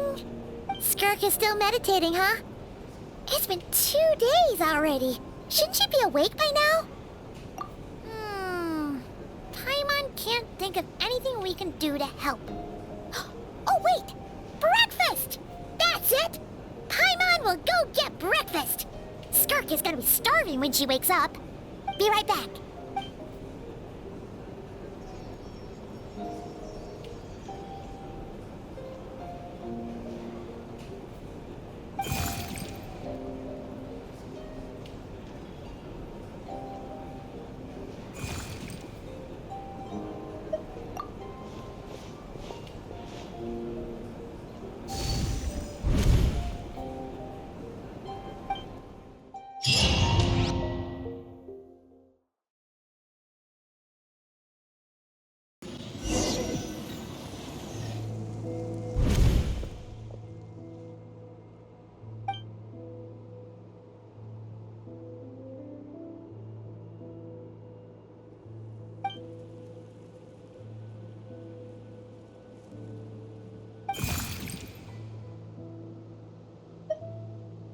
That's right. This is Skirk's inner world. Think of it as the threshold between the soul and dreams. This isn't your first time here, but what you remember is probably a space covered in darkness. I only managed to illuminate a small portion for you back then. Actually, it's my first time talking to someone like this. I only managed to break free and bring you here because the injury weakened her power. I guess that's why I can speak again, too. Call it fate, if you want. I think that's the word they use in this world for lucky coincidences like this, right? Now, before I take you to her, I gotta ask. You're the first outside visitor to ever come here, so what's your impression of this place? Oh, you noticed. This river represents Skirk's strength. Strength accumulates over time. It is the summation of a person's lived experience. So this river is where all the fragments of Skirk's life should converge into a single stream of memories and emotions, flowing forward as one. But as you can see, this river has been severed numerous times. It's because Skirk doesn't like who she was in the past. And all she sees reflected in the river is a disgraceful shadow of who she was. She cuts through water and rock with the sword of reason, severs her connection with the past, and begins anew. You must learn to shut out all the pointless emotion. Crush the self that makes you weak, and become master over your physical form. This isn't my first taste of failure or losing power. When you fall, you get back up again and become stronger. That's how it is.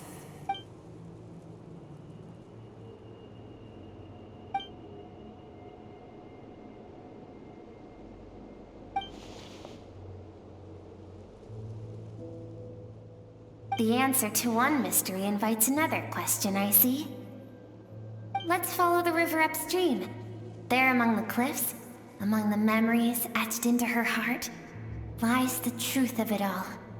Soon, you'll understand everything.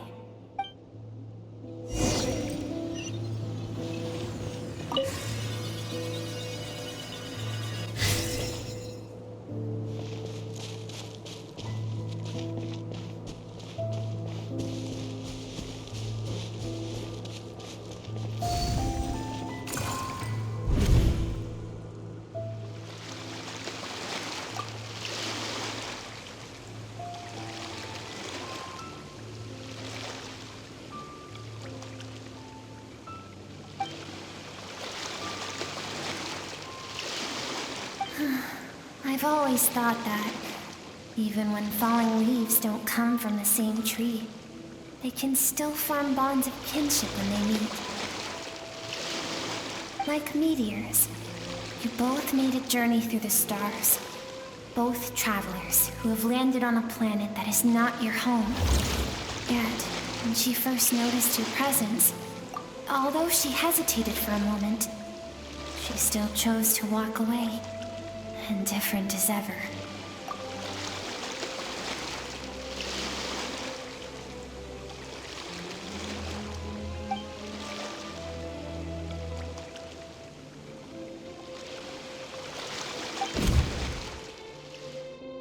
Seems like you've answered your own question.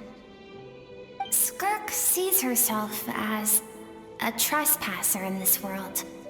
She's made a conscious choice to avoid altering its path. But the reason for that decision stems from events much earlier on in her life. Let's keep going. It's still a long way to the source of the river.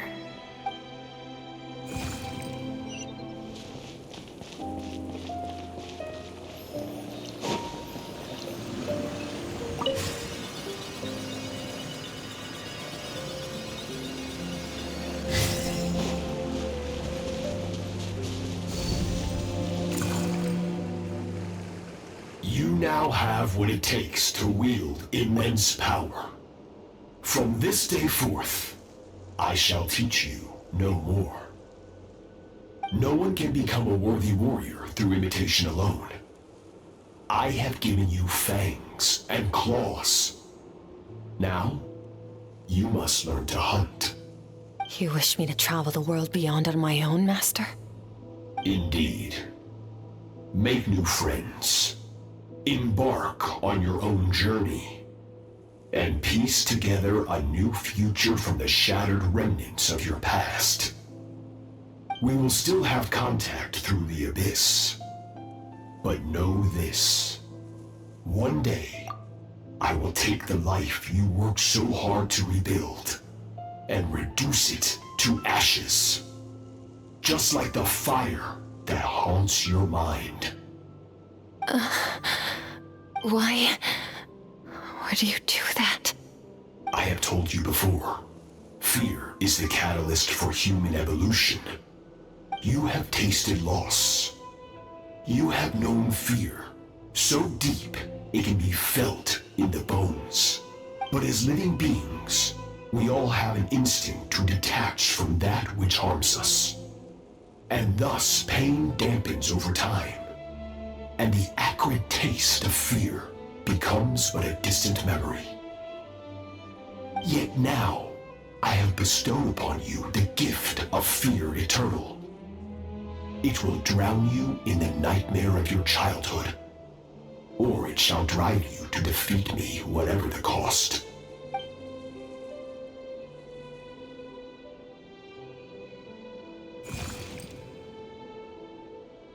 That is what Skirk's master, the foul Surtalogi, looked like at one point in time.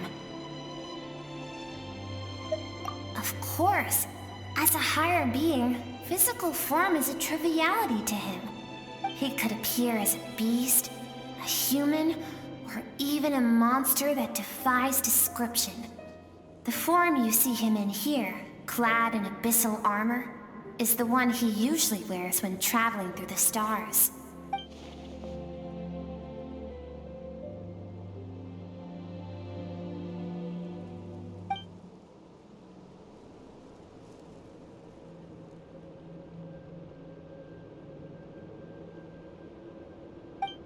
For certain reasons, I need to bridge the power gap between me and my master as quickly as possible.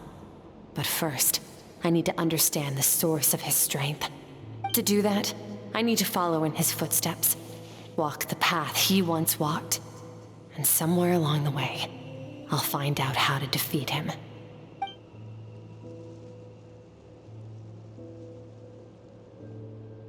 I'll let you in on a little secret. The real Surtalogi is terrifying.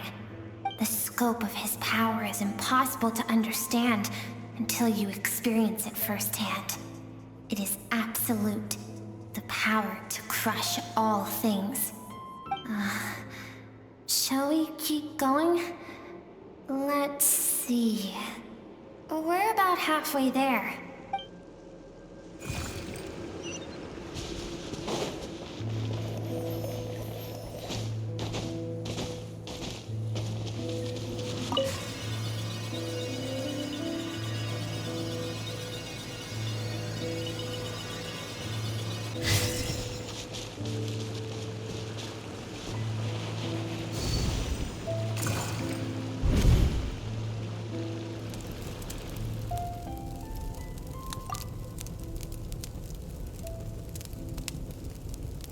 We've made it quite a ways already. This is Skirk, when she first began training under Surtalogi. I have set your broken wrist. Tomorrow, you're to train twice as hard. No tears this time. Good. Attempting to garner sympathy through tears is a habit of the weak. A pitiful, useless ploy. Can I ask a question, Master? Why did you save me? I keep thinking, maybe it would be better if I had died. I wouldn't be haunted by that fire all the time. I wouldn't have to go on like this. I saved you because I have a plan for you.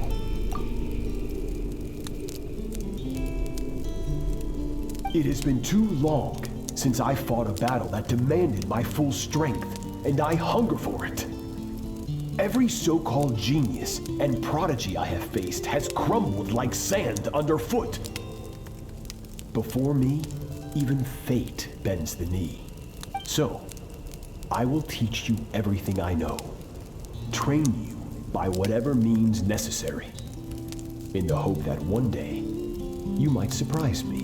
But I don't want to draw my sword against you, Master. What you want matters little. Among the boundless sea of stars, the cries of the weak are but faint murmurs that disappear into the void.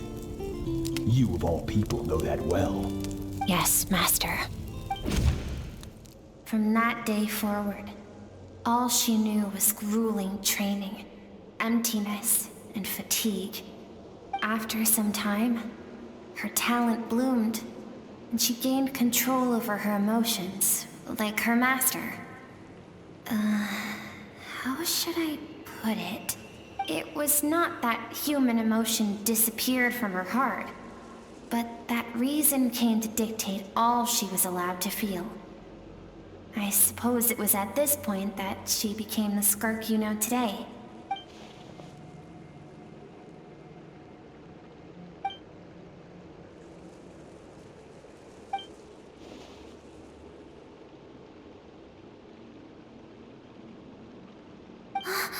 We're nearly there. I almost don't want to reach the end. Well, shall we? This is the final stretch.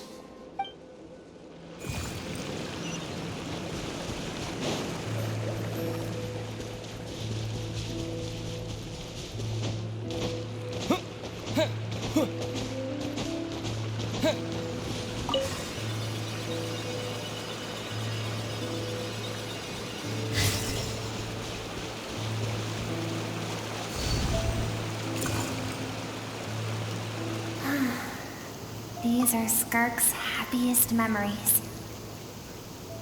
What a simple and carefree time it was. Wisps of clouds dotted the sky. The sun bathed everything in golden light. And when song filled the air, not even the shyest of flowers could resist swaying along. This is Skirk's homeland. She was so curious about everything as a child. Always skipping school to go exploring instead. There was so much to discover. The treasures at the bottom of the sea. The secrets beyond the stars. And that merchant ship packed with adults wearing those strange clothes. Yes, the ship. That was the beginning of the end. It was a spaceship. When it arrived, the people that disembarked wore smiles on their faces and spoke of friendship. They claimed to be merchants from a neighboring planet, looking to establish trade. Skirk's parents, her relatives, her neighbors, everyone welcomed the newcomers with open arms and allowed them to explore the planet. To them, the visitors were guests and should be treated with hospitality. No one had any idea of what was to come. Several months later, an army of unknown origin arrived without warning and carried out a ruthless campaign to destroy everything and everyone on the planet. Skirk had skipped school that day, like so many times before, so she was not caught in the immediate wave of destruction. But when she came home that day, only fire and ruin awaited her. Countless people cried out to her for help. People she knew and loved. Friends and relatives. The little girl who lived next door. The shop owner with the bad leg. The bad-tempered teacher she had made fun of just that morning. Their lives were discarded like worthless trash. As the fire consumed one life after another, Skirk was helpless. All she could do was run. And so she did. She kept running, until an unexpected figure crossed her path. If Surtalogi hadn't been there in that moment, the fire would have claimed her life too. And there she would have remained, left to rot in the scorched earth, with no answer as to why any of this was happening. Because she and her people were seen as a threat. As the initial merchant ship explored the planet, they discovered that it hadn't always had the condition to support life. Yet there was evidence of human activity, even during the periods of extreme heat or cold in the past. Further research revealed that, over time, the people of this planet had evolved the ability to adapt to any type of environment or energy source. For that reason, the outsiders viewed them as a potential threat, and decided to eliminate them before the threat could rear its head. And so, the army was called, and the so-called danger was wiped from the face of the planet. Senseless, isn't it? Deemed a threat because of a gift they didn't even know they had. Perhaps it was their own innocence and kindness that doomed them. But in the end, that was lost to the blaze as well. If those with power get to decide good and evil, then all you can trust in is the sword in your hand. And so, before death could claim her, she ran. She ran and never stopped.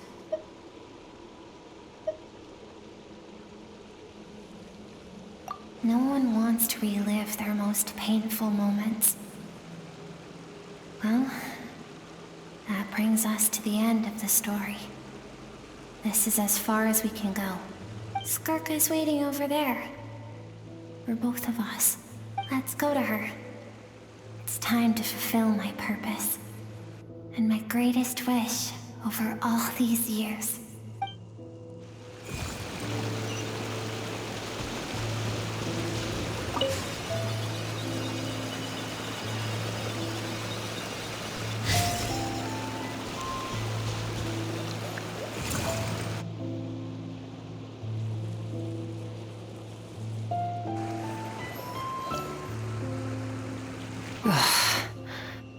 So all this, just so you could bring him here. I have things to say to you. Well, to me. I want someone to witness our reconciliation, even if it takes an argument to get there. And he is the best choice in this moment. Her suppressed emotional self. The version of herself she keeps locked in the recesses of her mind, stifled by reason. All those rejected impulses, those discarded aspects of your past selves, they are a part of me now. I am who you used to be. Someone you have refused to face for too long. So, I came to face you instead. You're wrong. I've faced you all along. And that's exactly why I keep you locked here. Your existence makes me weak. Moments of joy and longing are when we are most vulnerable. Don't forget, it was a penchant for goodness over reason that doomed our homeland in the first place. The vastness of the universe renders everything insignificant. Our feelings most of all. Even so, learning from the mistakes of the past doesn't have to mean erasing everything.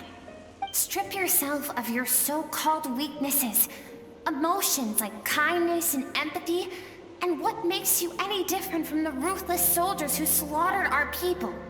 The difference is that I'm doing what is right, what is necessary.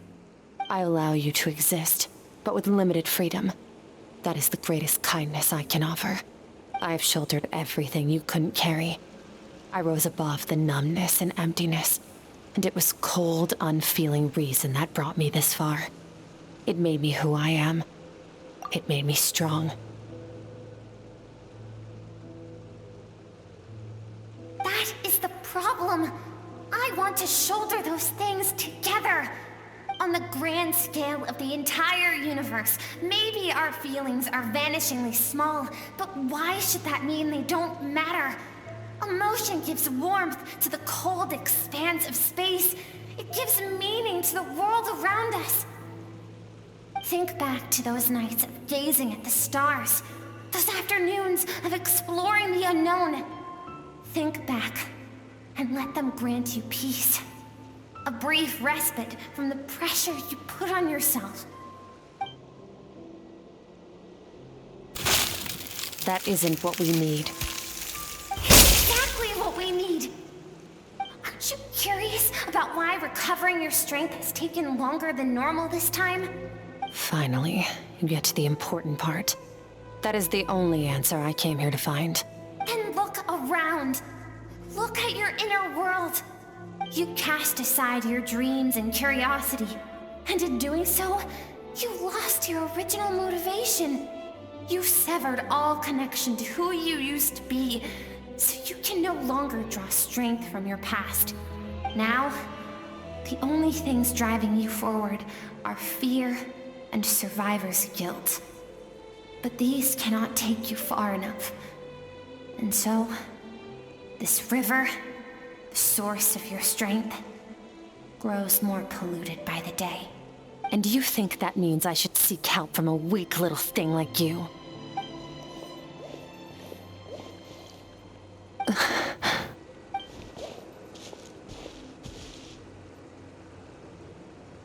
Thank you for saying that. I knew bringing you here would be the right choice. To be honest, I'm not here to argue with you. This isn't about who's right or wrong. And in fact, I agree that in order to make it through the wake of that tragedy, we had to distance ourselves from the pain through reason over emotion. But what is right at one point in time isn't always right forever. I know you will never forget that fire. I know the fact that you were the sole survivor fills you with guilt. And I know that among the voices that haunt you, mine is there too. Because deep down, you know that you didn't turn out to be the person you wanted to be. All those unfulfilled hopes are like knives to the heart. And I don't want you to hurt anymore. So even if you can't accept me, I hope, at least, that you can let go. I keep thinking, maybe it would be better if I had died. I wouldn't be haunted by that fire all the time. I wouldn't have to go on like this.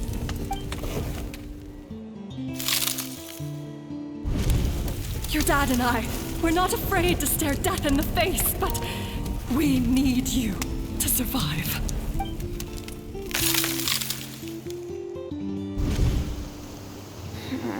I'm sick of being a kid. There's so many amazing things out there. And I'm ready to see them all.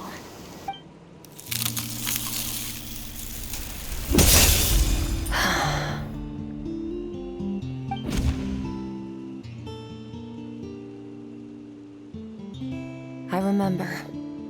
There was a song Mom and Dad always sang when we went out to fetch water. Dancing water.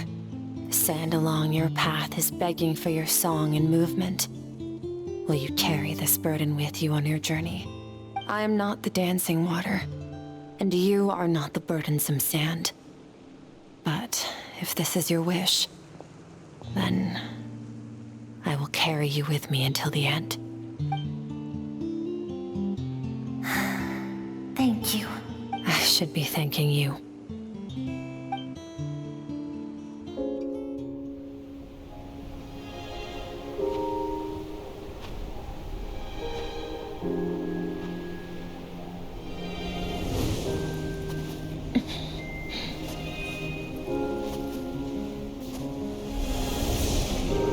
Run, Skirk, run!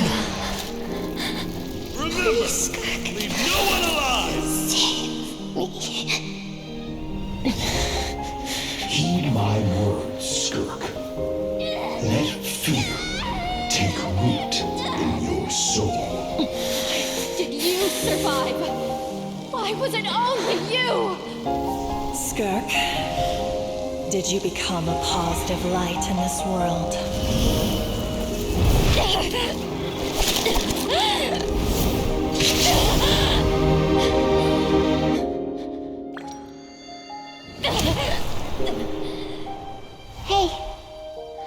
This doesn't have to be the end.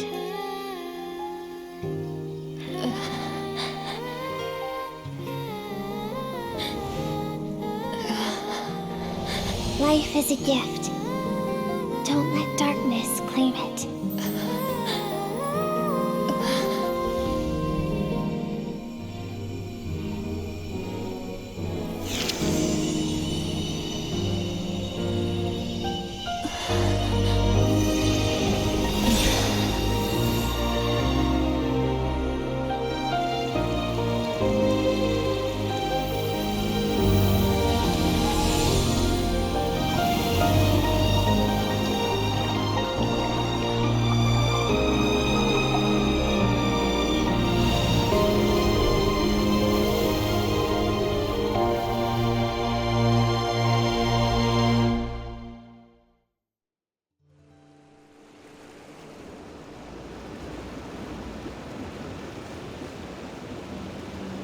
So, you saw my memories then.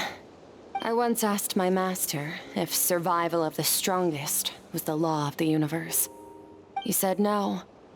But in a world without order, those with no moral boundaries tend to be the ones who survive.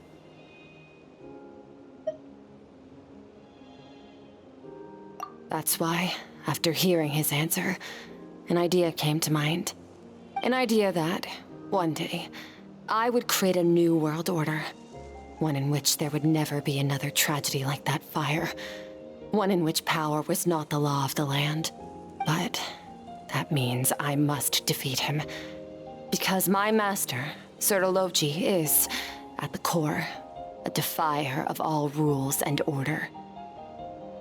Yes, and not just because of the gap in our abilities, but also because I have no reason to see him as an enemy. Although his decision to train me was not made out of kindness, he did everything a master should. He saved my life, taught me the sword and the principles of strength. And for that, I respect him. I know, and it's not something I want. But Master never goes back on his word. I have to treat everything he says as a promise. He's no longer into that, but he sends me messages through the abyss every now and then. Most of them are simple greetings, or an answer to one of my questions. Every time I hear from him, my heart skips a beat. And I wonder if this is the moment where he'll finally appear before me and tear down everything I've built to pieces. Maybe that means I do live in eternal fear, just like he said. Yes, I respect him, but I'm also afraid of him.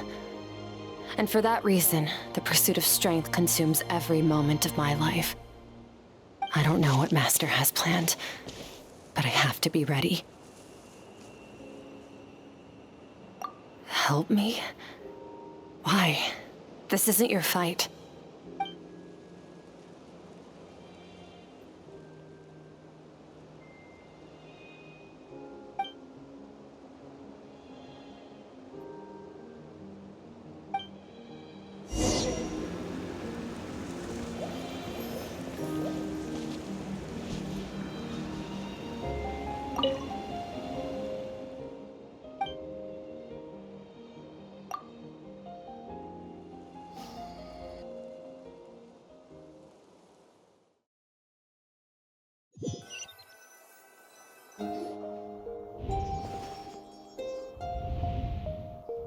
Oh, you're finally awake! Honestly, Paimon was gone for like 2 seconds and then she comes back and finds you both unconscious? Oh, you scared Paimon half to death! You're both okay, right? What does it look like?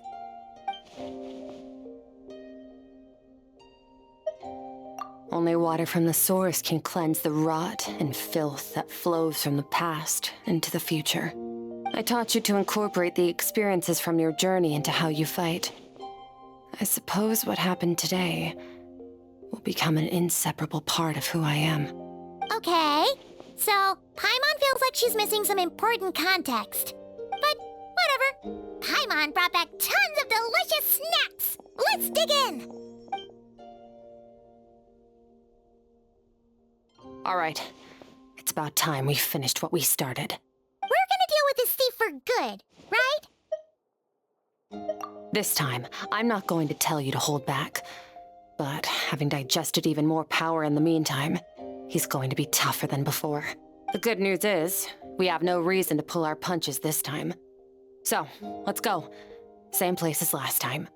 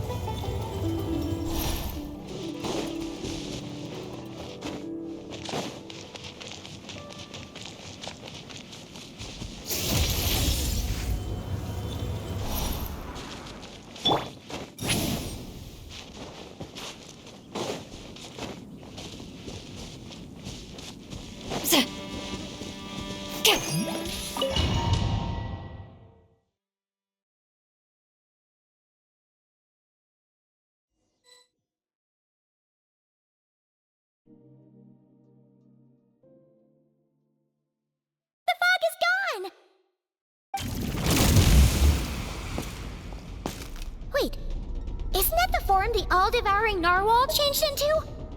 How come he knows that, too? Really? So, you're telling Paimon that giant whale and this guy can both turn into the fowl? How does that work? It's a subconscious instinct. Any intelligent being who longs for his level of strength is bound to mimic his appearance. It's a natural response after encountering someone as powerful as Master.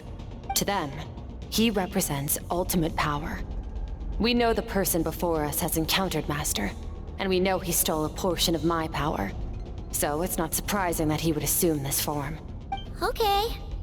Oh, the closer Paimon looks, the more intimidating it gets. Nervalette isn't here this time, so it's up to us. He won't have the nerve to steal again after we're done with him. Let's teach this guy a lesson!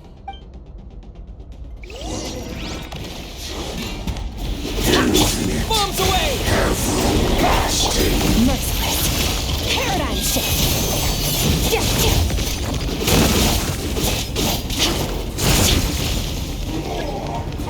Haven't forgotten your training, I hope.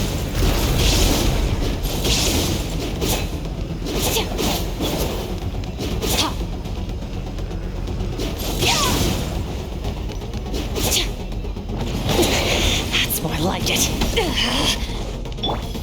Go! Merciless. Another frog goes out.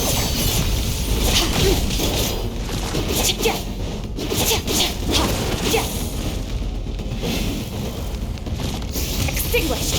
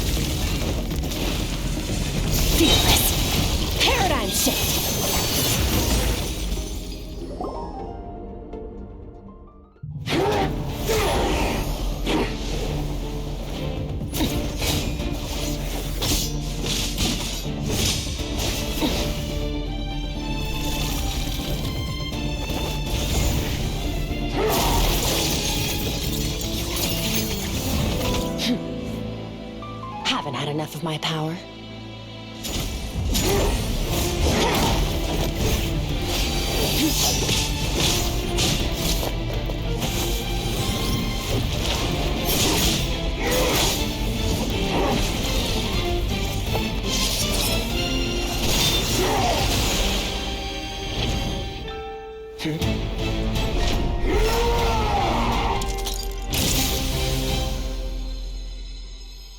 Well then, let's see how much more of this power you can handle.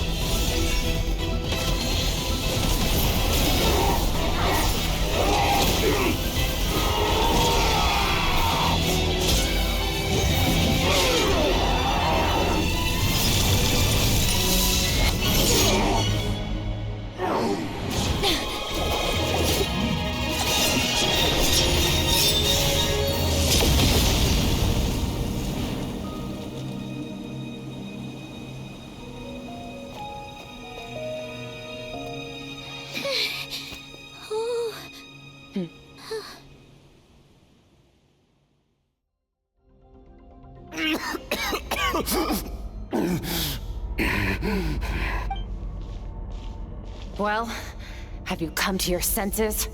You saw that my body was at its limit.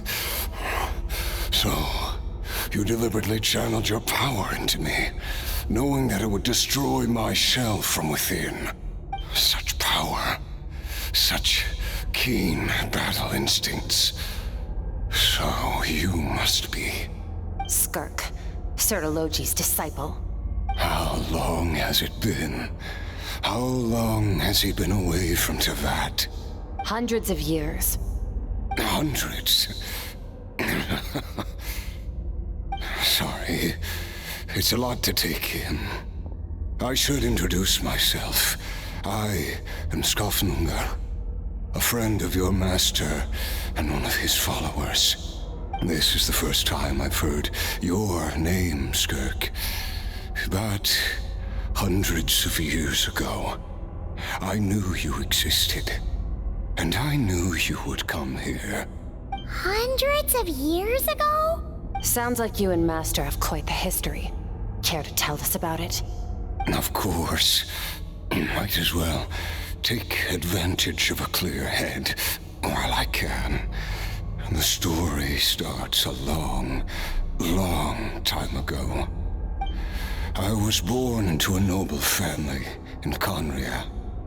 As the eldest son, I was set to inherit our title. But I contracted an incurable illness as a child, and everyone gave up on me. I trained the sword harder than anyone else, defeated all of my peers. But it was all in vain. When other people looked at me, all I saw in their eyes was pity, or a strange glee in my misfortune. Even my parents were just waiting for me to die. Over time, my heart hardened, and I became aimless. That was the point where I met your master, Surtalogi. We were similar in age, but different in background.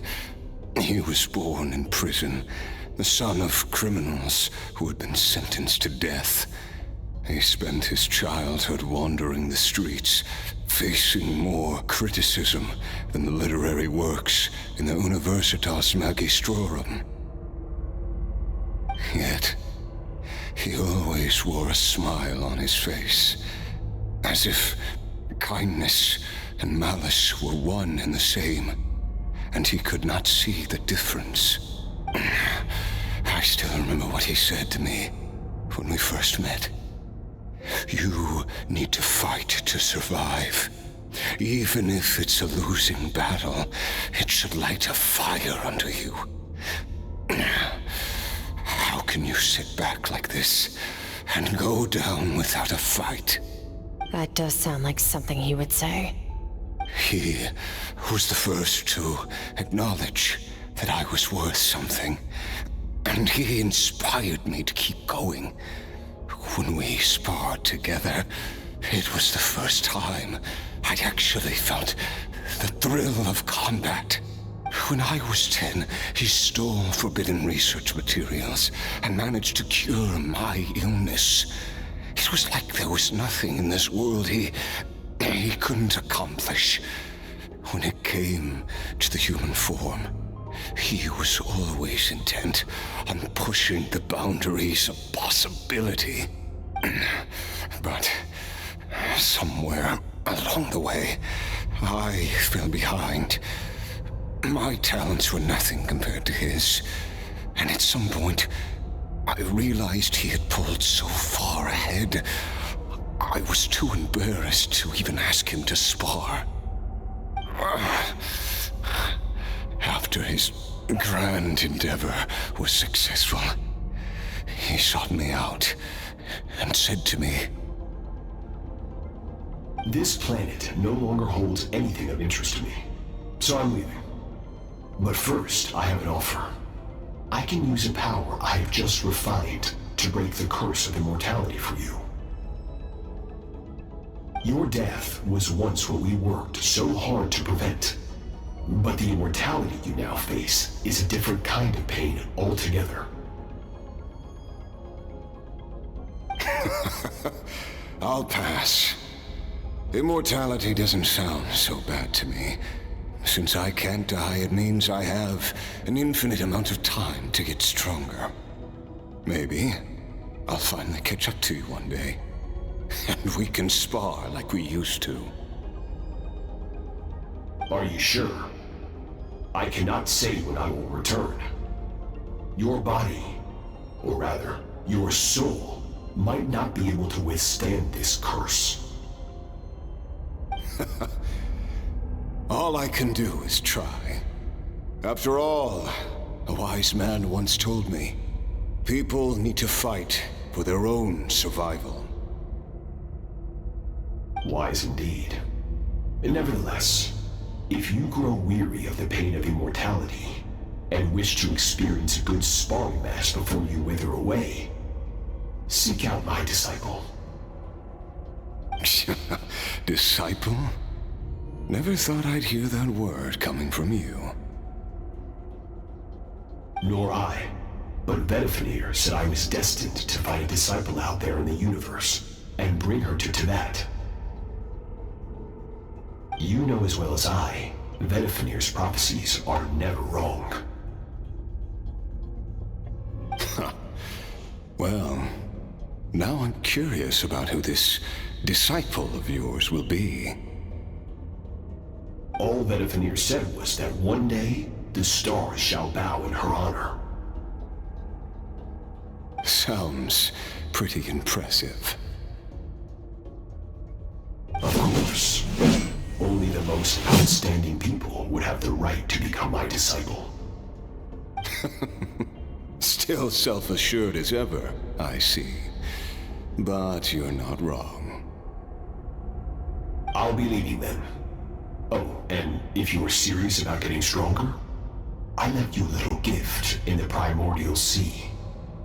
As I've said before, walk whatever path you want. Freedom means even the wicked get to make their own choices. Waiting for me in the primordial sea was the all-devouring narwhal, already beaten into submission by Surtalogi. In its weakened state, I was able to cut off part of its flesh and sew it into my own heart. Your heart? That sounds like torture! How did you even survive that? Because, of course, I bear the curse of immortality. So, you used the curse to turn yourself into a vessel for power. Even with that whale's ability, devouring power like that is not something the human body can withstand. With your body and soul constantly at the breaking point, it was the curse of immortality that sustained you.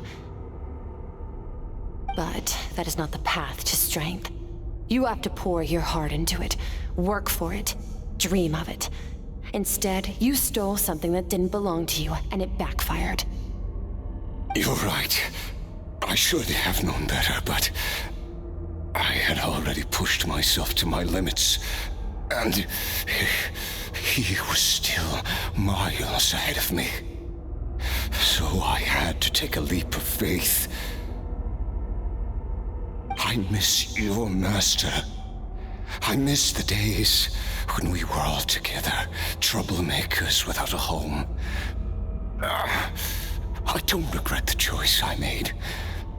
But if you'll allow it, I do want to apologize. To both of you. After the beating we just gave you, I think we can call it even.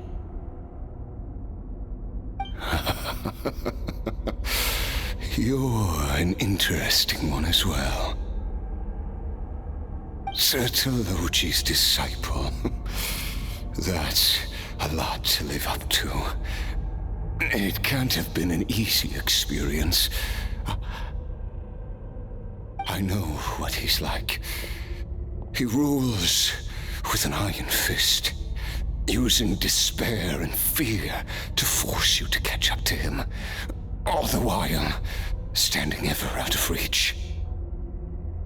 We're like mountain climbers in the dark, never knowing how much higher we have to climb, or when we will see the sun again. True. But I made up my mind long ago. No matter how dark it gets, I will not give in to despair. I will overcome it.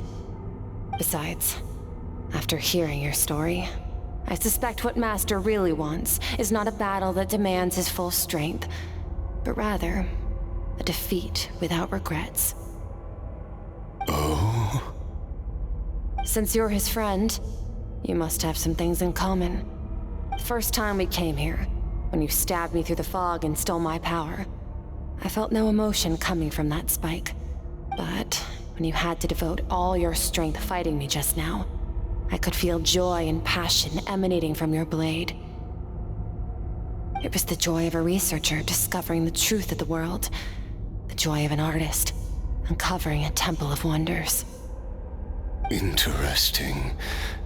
I'm certain I didn't express those emotions outright, yet you were able to read them from my blade, like a glimpse into my inner world. You're right. That battle brought me an unbridled sense of joy, and my defeat brings me no regret whatsoever. Exactly. I think Master also craves a battle like that. One where his opponent forces him to use all his strength, unlock the extent of his potential, and transcend his own limits. A battle to end all battles, after which all can come to an end, including, perhaps, his life. For that very reason, good and evil are meaningless to him. He has one purpose, one goal: to complete himself. It's one of the secrets to his strength. Perhaps you're right. Perhaps that is his goal. What a battle that would be. Oh, to witness such a...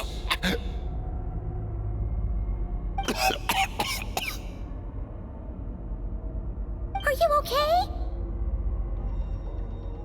Too many different kinds of power are surging through my body. The curse of immortality allows it all to coexist, but it does not remove the pain. I won't be able to hold on to my sanity for much longer. What a shame. I would have loved to witness that battle.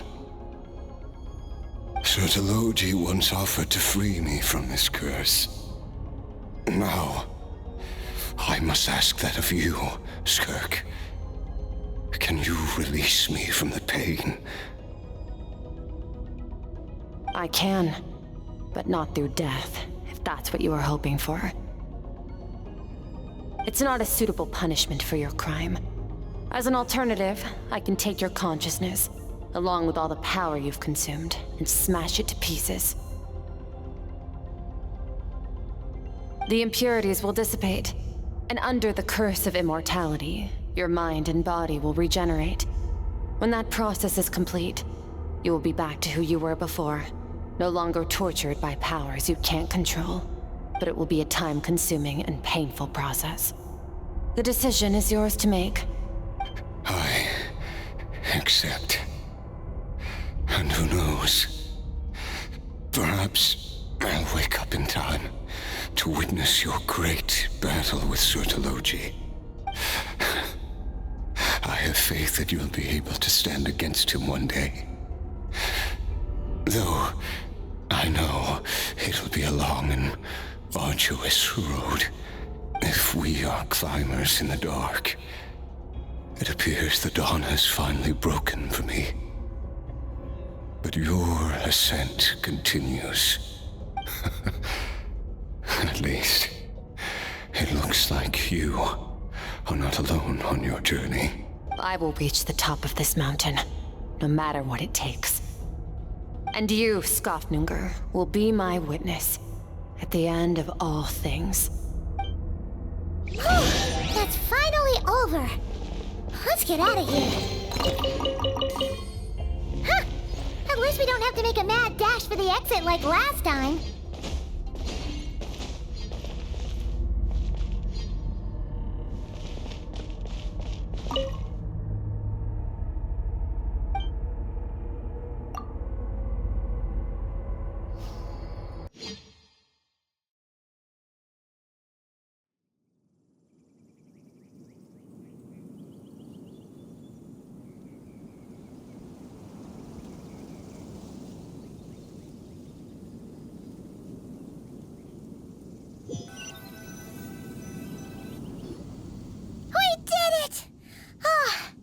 It's only been a few days, but it feels like forever. Once again, we've proved there's nothing we can't overcome. We're just that awesome. Wow, you sound even more confident than usual. Guess you really have become stronger. Today sure went by fast. It's night already. Oh wait, that reminds Paimon. The stars you mentioned, the ones that died out, are they back now? Yes. The power Skafnungr stole has been returned. So, the stars have regained their light. Great! Huh, it's crazy that you even noticed their light was gone. There are so many stars in the sky. If a few disappeared, Paimon definitely wouldn't be able to tell. I suppose it's because I have gazed upon this sky for centuries. The false stars, hanging in the meticulously planned sky, glittering with rotten light. It's not real. And yet, it is for that very reason that I can look upon it and enjoy the momentary peace it brings. Even the most beautiful of bubbles has to burst. We will return to the real universe one day, whether of our own volition or not. Time marches ever forward. Even the innocent and naive will taste life's bitterness. Yet through hardship, we grow until we learn to seize the sands of time for ourselves. And though we gaze upon a false sky, its vastness and majesty is palpable. One can only wonder, what is it going to take for kindness to reign supreme in the vast expanse of the universe? Ugh, this is all going over Paimon's head. But if she knows one thing, it's that the Traveler always finds a way. Ever since we met, he has filled Paimon's days with happiness. No matter how tough things get, he always finds a way to make it better. If it's too big a job for one person, then we'll do it with two. And if two's still not enough, then three. We've met so many amazing friends and accomplished so many amazing things. As long as we don't give up, we can make any wish come true. I suppose when it comes to you, anything is possible. Well, I should be going. Now that my power is no longer isolated from my emotions, I need more practice to get used to it. I suppose fate will decide. Maybe we'll bump into each other on the street. Or maybe we'll reunite on a different planet entirely. Regardless, reunions and partings are but passing moments. More than anything, I hope that, at the end of this journey, wherever it takes us, we stand in a world reborn. One without war, pain, or forced partings. One where new life can bloom, even where there was once nothing but scorched earth. For this, we must all work to become stronger. If that's what you want to call me, I won't object. Goodbye. Bye!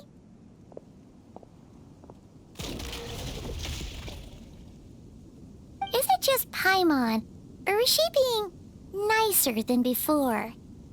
We definitely count as friends after all that, don't you think? Hey, what do you think about camping here tonight? There's nothing quite like sleeping under the stars. Come tomorrow, we can continue our journey. Oh, and since Paimon treated you to that super nice meal at Wanmin Restaurant, it's about time you returned the favor.